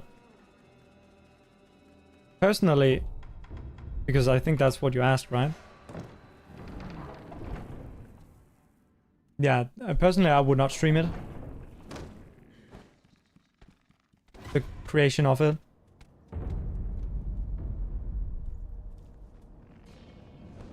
And then I would just premiere the final product as a watch party on Twitch and as a, you know, YouTube premiere on YouTube. Something like that.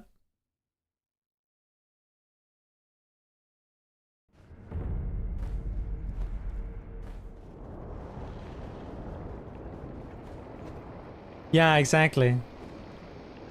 Just do it in complete secret, not tell anyone you were doing it. Yeah. That's what I was going with to start with. Not telling anyone about the project. Because... But that was when I still had the idea that I might be able to complete it. Maybe gold?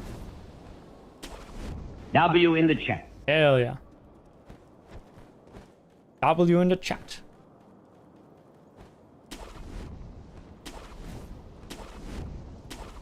Oh, oops.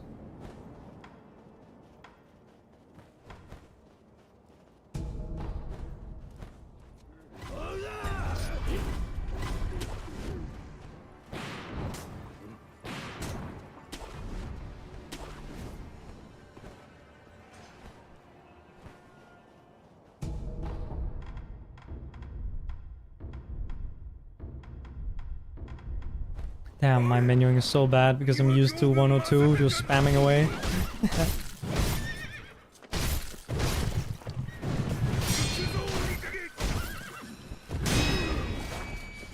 With the thought I've given you. That's cool.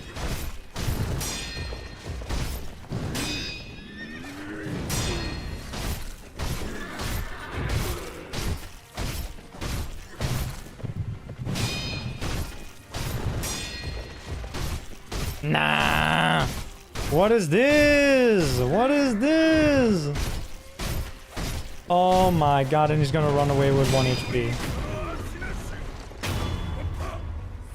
Bruh. Yeah, yeah. The fucking AI break. God damn it, man.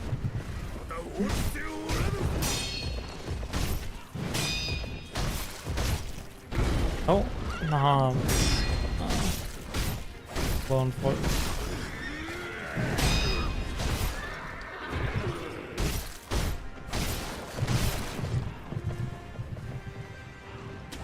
Setting up your macro, then you get this? Yeah, I know. That would be fucking terrible.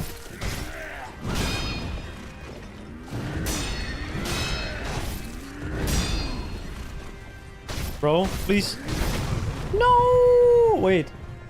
Okay, it's not the worst. Okay, it is the worst.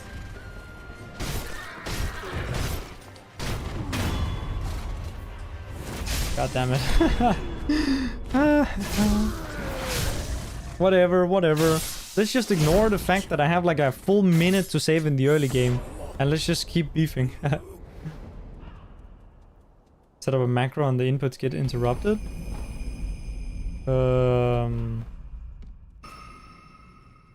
What do you mean? If, like, obviously you would,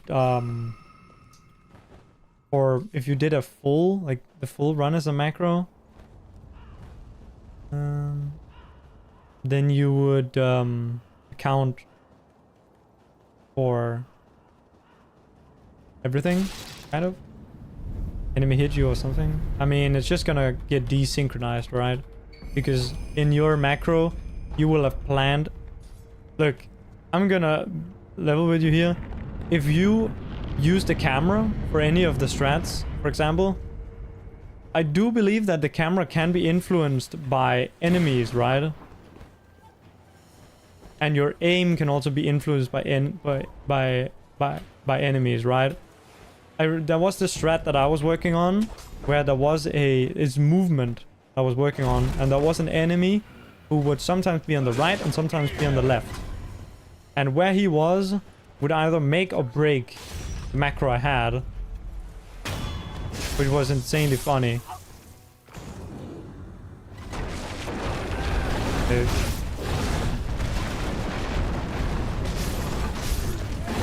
Oh my goodness, dude. What is this guy doing? Come here.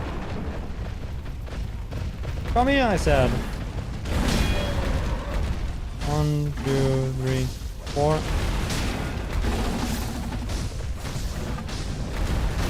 No, I'm so bad.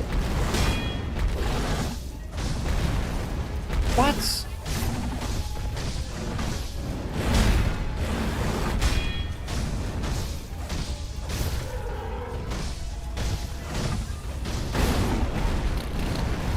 Okay.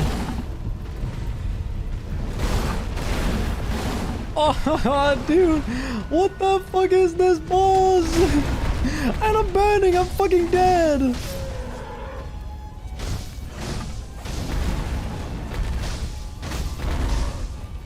Oh my goodness. What the fuck?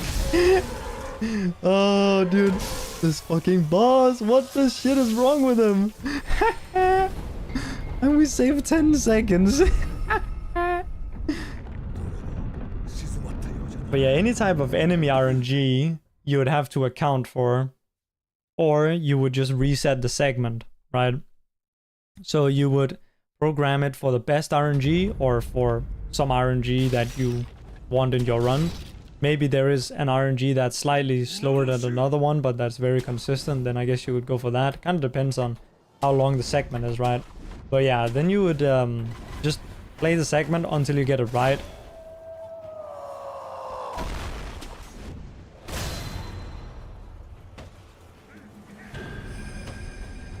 And generally you would have to, like, if you want to use like the timer, right, what you'd have to do is you can only go, like, you'd have to do the first segment, then the next segment, then the third segment, and then if you fucked up in the first segment or you have an improvement for the first segment, then you need to start from the beginning.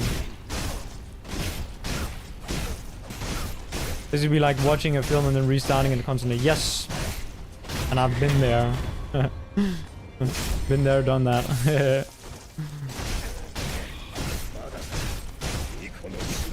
I worked on it a lot when my kind of fingers and hands were at the worst part. It was a good thing to work on because didn't really have to click anything. Okay, this is a good segment.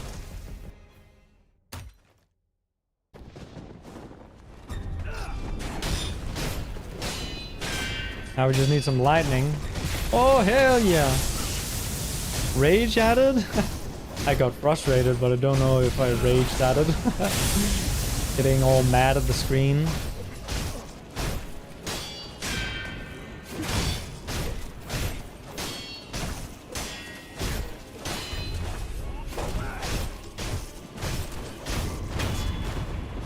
This is gonna gold, Giga.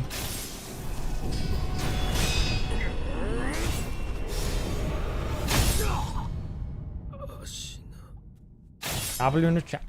W in the chat.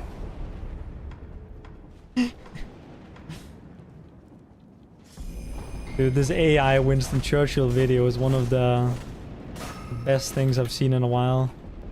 Him saying W in the chat.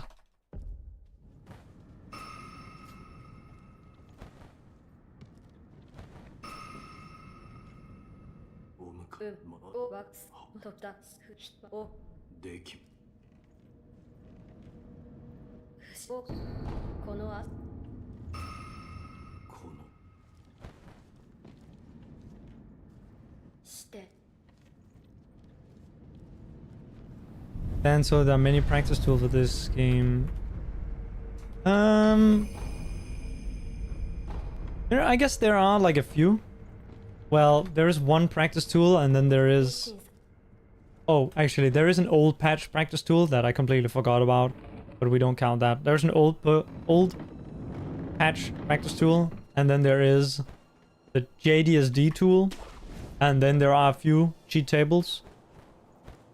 The level of the quality, or you know, the convenience, is kind of like it's not quite on par with the other games, but it's decent.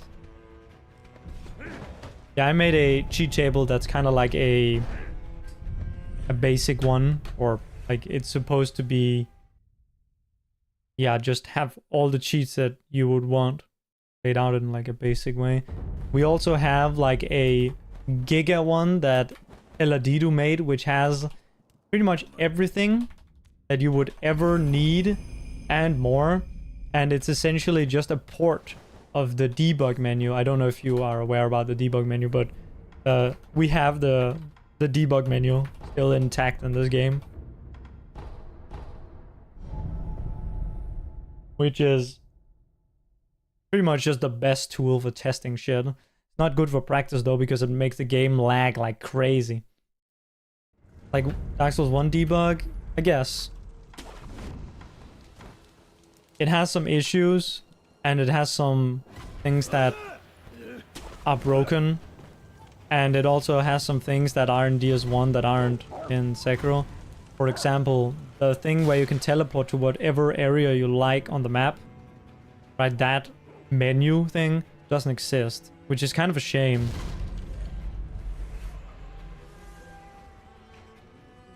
Or if it does exist, then it's hidden away in a place where we haven't found it yet. And it's all in Japanese also. That's kind of a minor obstacle.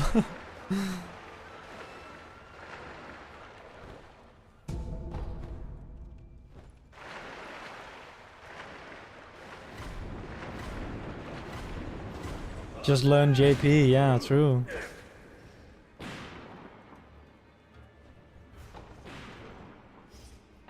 Yeah, you gotta learn all three.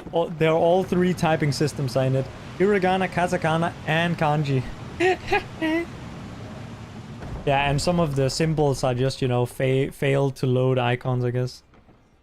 It's Hemoku to try.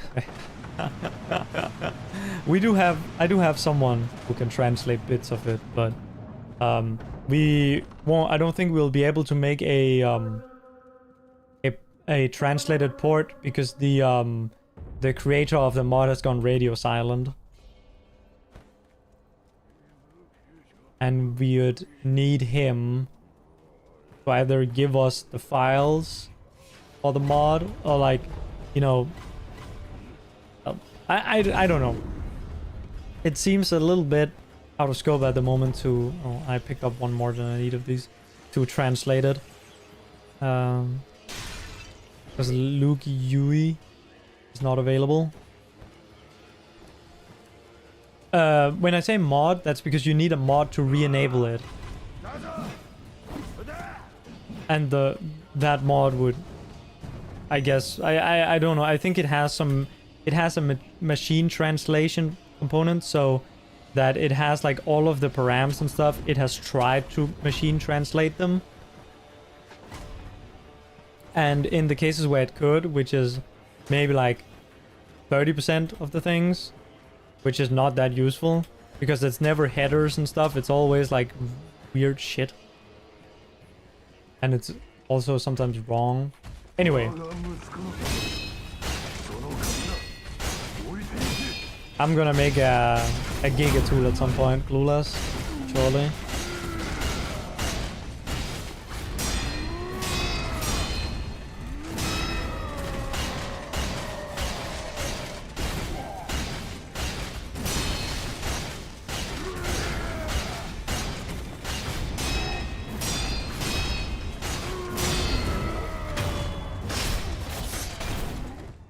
Man wants to make a practice tool and a TAS and run the game insane. Yeah, and moderate the leaderboard, and I'm working on a wiki. Dude, I'm never getting anything done. W in the chat.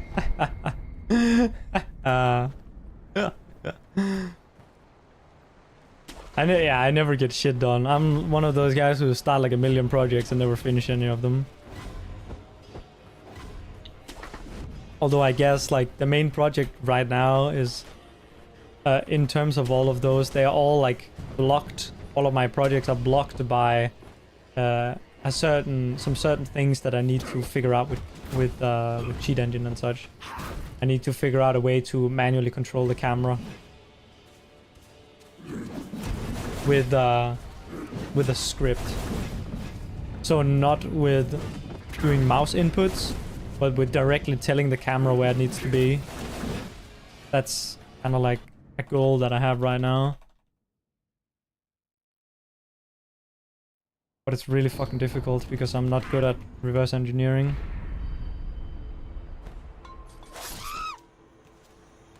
And my problem is that if I ask Wasted for help, he'll just make it for me instead of telling me how to. And then I'll have the same problem next time. And then I'll feel bad about asking again. And then at the end of the day, it will just be, okay, Wasted made this tool and and I asked him to make it.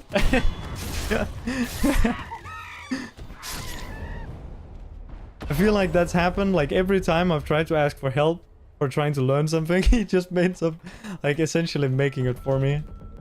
Although there have been a few times where I've figured it out myself, but that took so long, man. Yeah, Wasted is a cool guy. His efforts and his skills are kind of irreplaceable.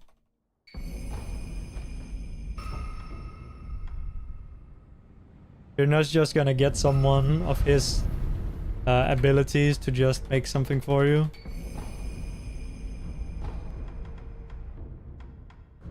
Okay, insane menuing.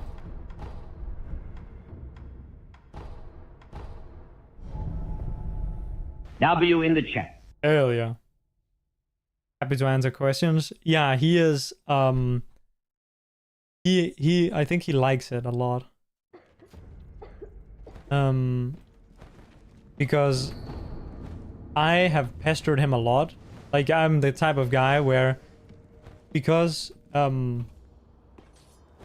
kind of, you know, work on a lot of projects in Sekiro, I'm kind of like, you know, trying to I always try to consolidate our knowledge in posts and such to kind of make sure that it's documented in ways so people can access the knowledge.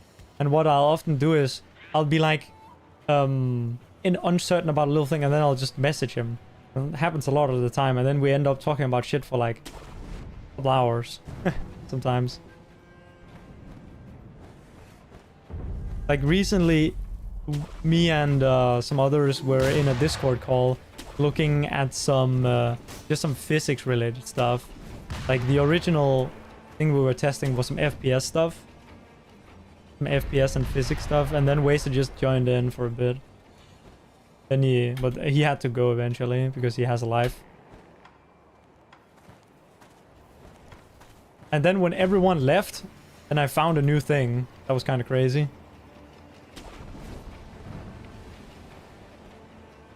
Dude, everyone left and went to bed, and then at like 5 AM a new round of people came in. The Americans came in, and then we found something. Fucking Europeans never find anything, shaking my head.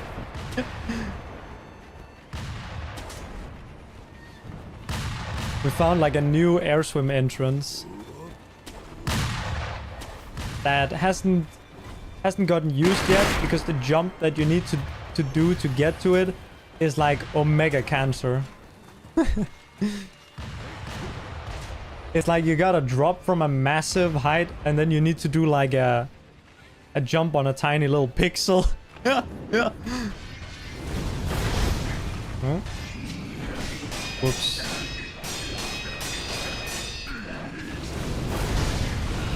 No, man. Okay, it worked. Dude, I have no fucking HP.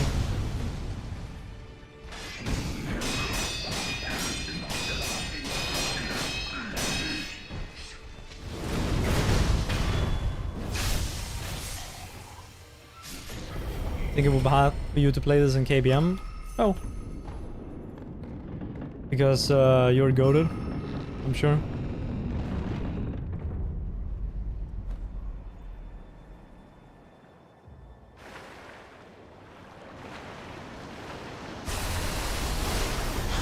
I think this game is pretty good on keyboard and mouse, but some people have it way easier with controller. I have it way easier with keyboard and mouse personally, but that's probably because of the experience that I have, rather than something to do with the control method per se. One thing that is an advantage in terms of running KBM is that since most of the world records are with KBM, you have more video examples to go off of for how to do certain things. We're doing 6 ash because I'm not resetting this god, or it's not a god run, but this good run.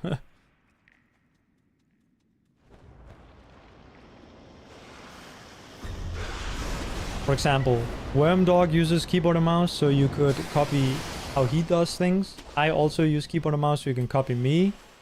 And Pumpkin, who a lot of people consider to be the best player, at least on a like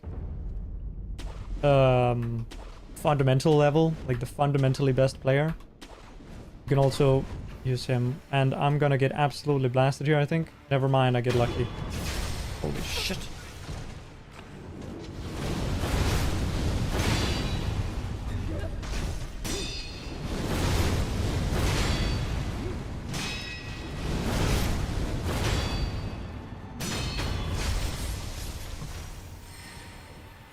Also run in a straight line. Running a straight line is the best. Yeah. You can do that with controller though as well, because dead zone. W in the chat. Nice. How to make really sharp turns. Yeah, some people do care about their line in this game, but honestly it's not that big of a concern for most people. Generally, like in Shura Glitchless, we have thought a lot about lines. I say we, I mean not really me, but more like Yuruka and Ramon do it a lot nowadays, and C4 also. They kind of do a lot of that, but honestly it does make a difference, but it doesn't make that much of a difference. Sekiro has a lot of really toxic tech and skips that just take precedence. I guess that's just what it is. Like, for example, dead angles.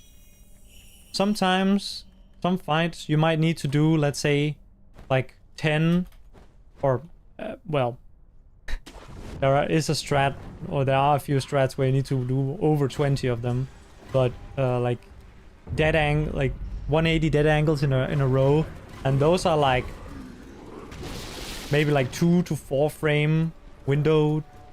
Like you have 2 to 4 frames to do it in, and you need to do it like 20 times in a row.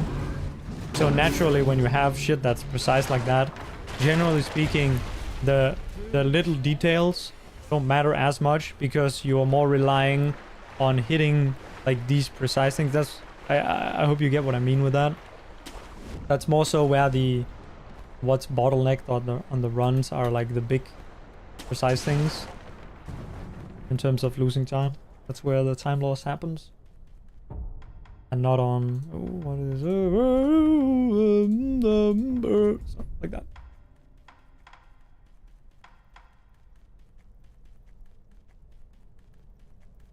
Maybe you can be the line innovator on Sekiro.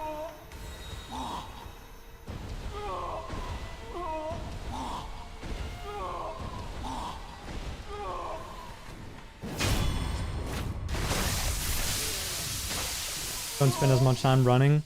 That is true. There are some running sections, but again, that's mostly glitchless, in glitchless runs. In unrestricted, there's not so much running, but there is like air swimming, and I will say that air swimming paths matter a lot because if because it works in dashes. You can imagine if you had to dash to a certain place, right? If you have to just do one more dash, it's a lot of extra time loss.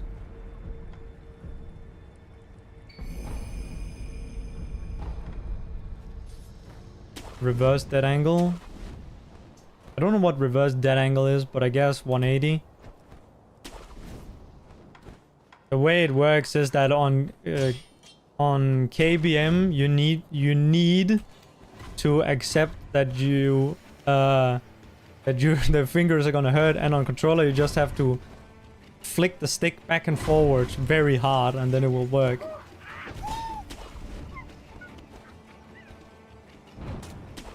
If you think about taking your stick on your controller and ramming it back and then forwards, that's what we have to mimic on keyboard and mouse to do it like they do it on controller. Oh wait, no, that I think that. So that's one thing. Like the 180 dead angles are much harder on keyboard and mouse, or at least it's much harder to do them correctly.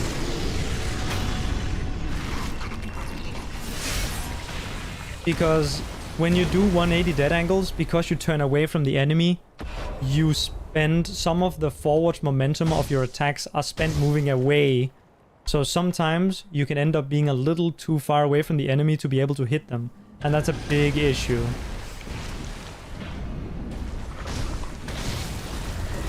Oh, whoops, I fucked that up.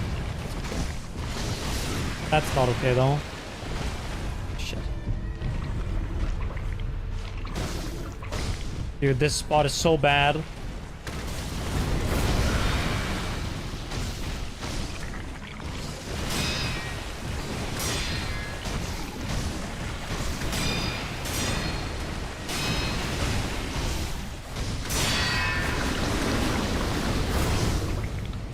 Oh my god. I lost all my time! No!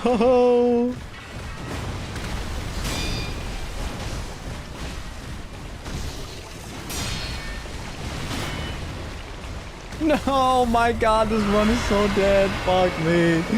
Oh, god damn it.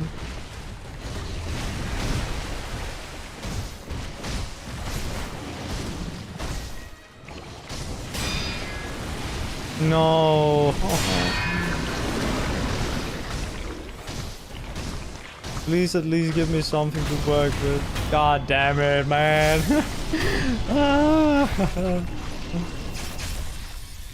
Fuck. I trolled.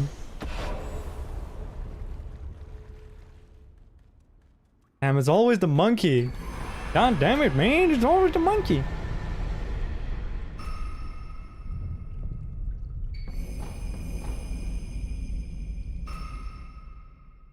But yeah, as for what you should use if you started speedrunning Sekiro, you should use whatever you feel most comfortable using. That's the correct answer. Although I guess hybrid is technically best.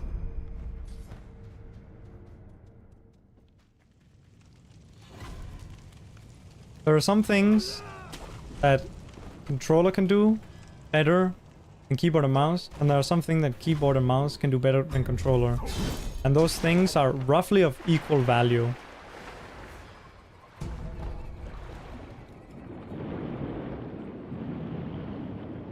At least in the current landscape, I would say.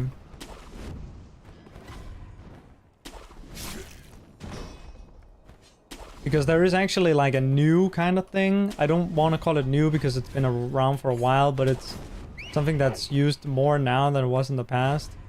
A strat for Ishin that is, I believe, pretty fucking hard on controller because of the weird input. Is like a different thing, like a different type of 180 dead angle. Sorry, is what I meant to say.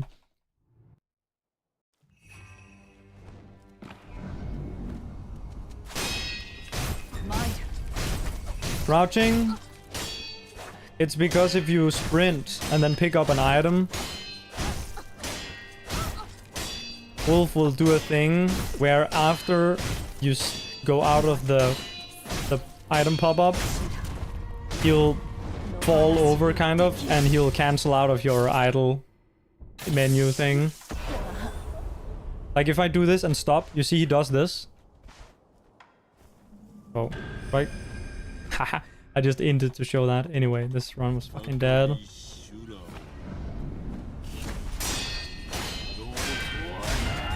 Yeah, there's like literally no way to beat this guy fast enough. So.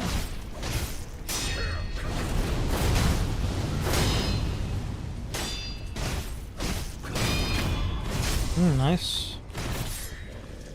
The ninja? Yeah, sometimes he doesn't damage you, it's kind of random. Okay. That was a little greedy, hitting him 3 times. Oi! Okay. Don't worry, I wouldn't have died here if I was on pace. Because I'm not that washed. I would play more safe if it was a real run.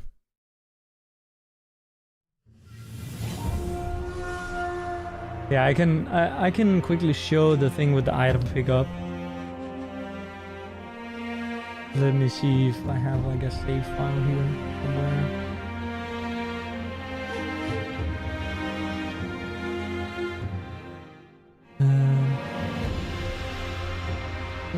Yeah, okay, let's here.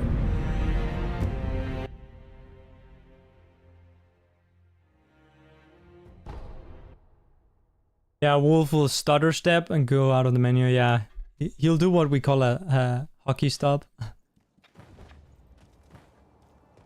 Yeah, if you do this. Oh, he didn't even do it this time, Lamau.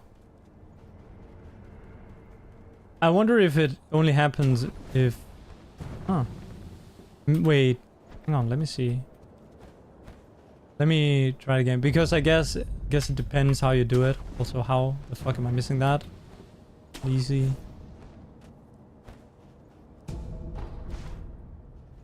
Huh.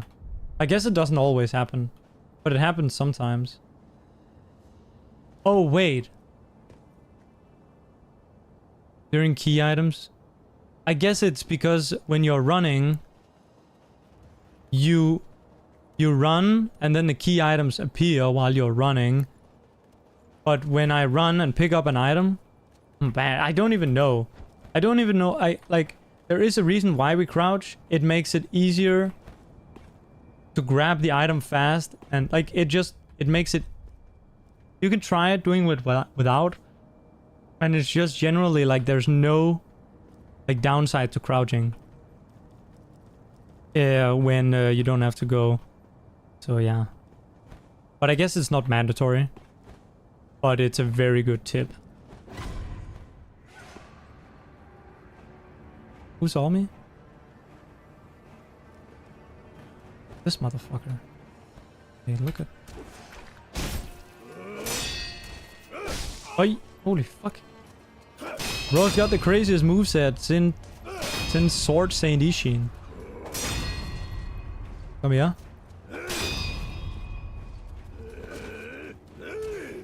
Yes? Down in the fucking hole with you. Ooh. Did I play Liza P? Nope. I did not. I did not.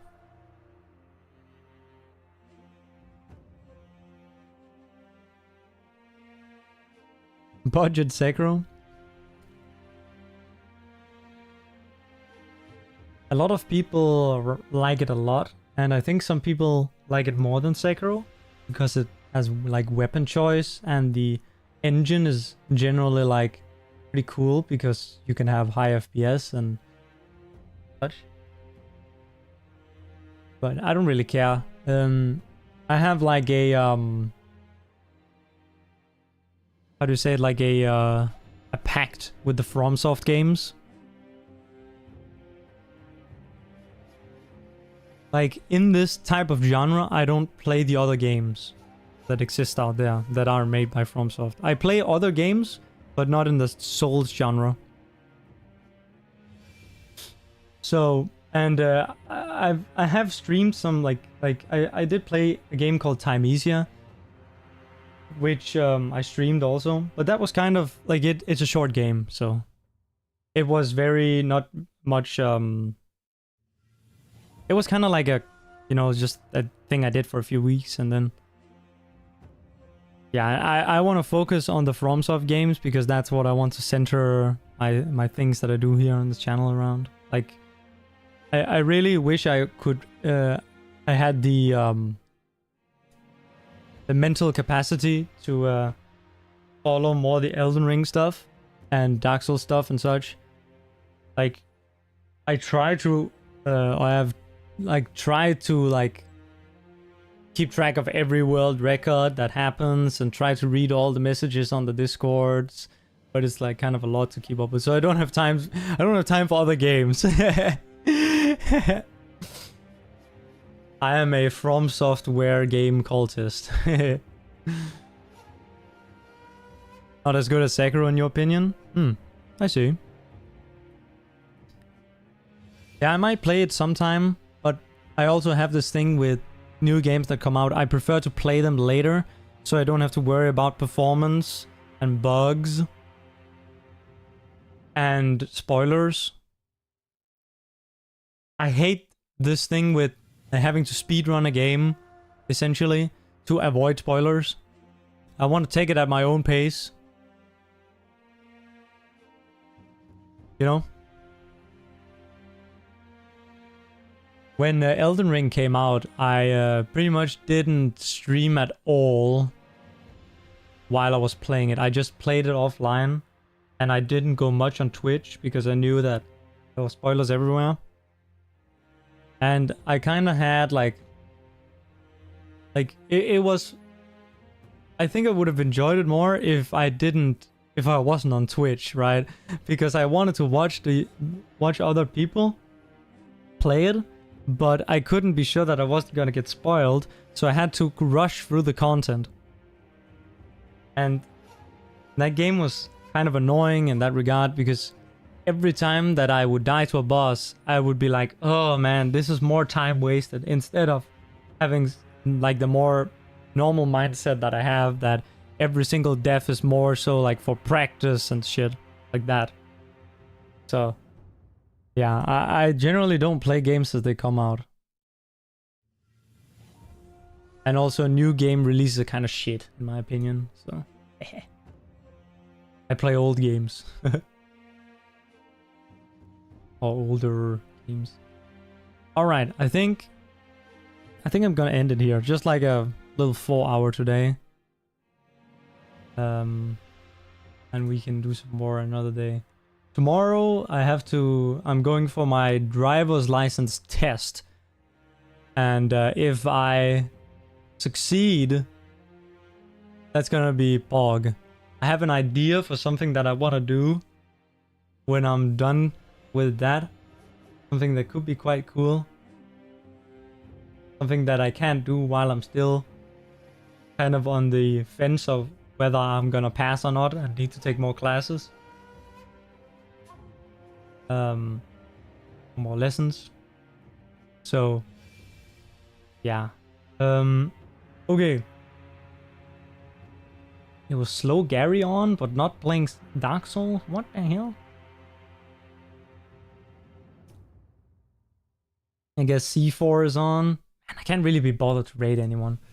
You guys can find shit that you want to watch on your own, and I'll just hop off quietly and say thank you for stopping by. Maybe I have to give this this run a few more attempts offline, because like I think I can literally do it in one attempt. If I were to stop reading chat, I think I would just get the run that I want instantly. But it's kind of boring. Like, I'm streaming because I want to use the chat, because I want to talk. And also, the final product is gonna be very kind of sus. If it's just gonna be me sitting there, not saying anything. And if I do it offline, I could just add post commentary to make it more interesting. Yo, Virasi. Stopping after only 4 hours, yeah. Wait, I think I might have read that already, but I have dementia, so I don't know. Anyway, I'll see you guys. Bye-bye.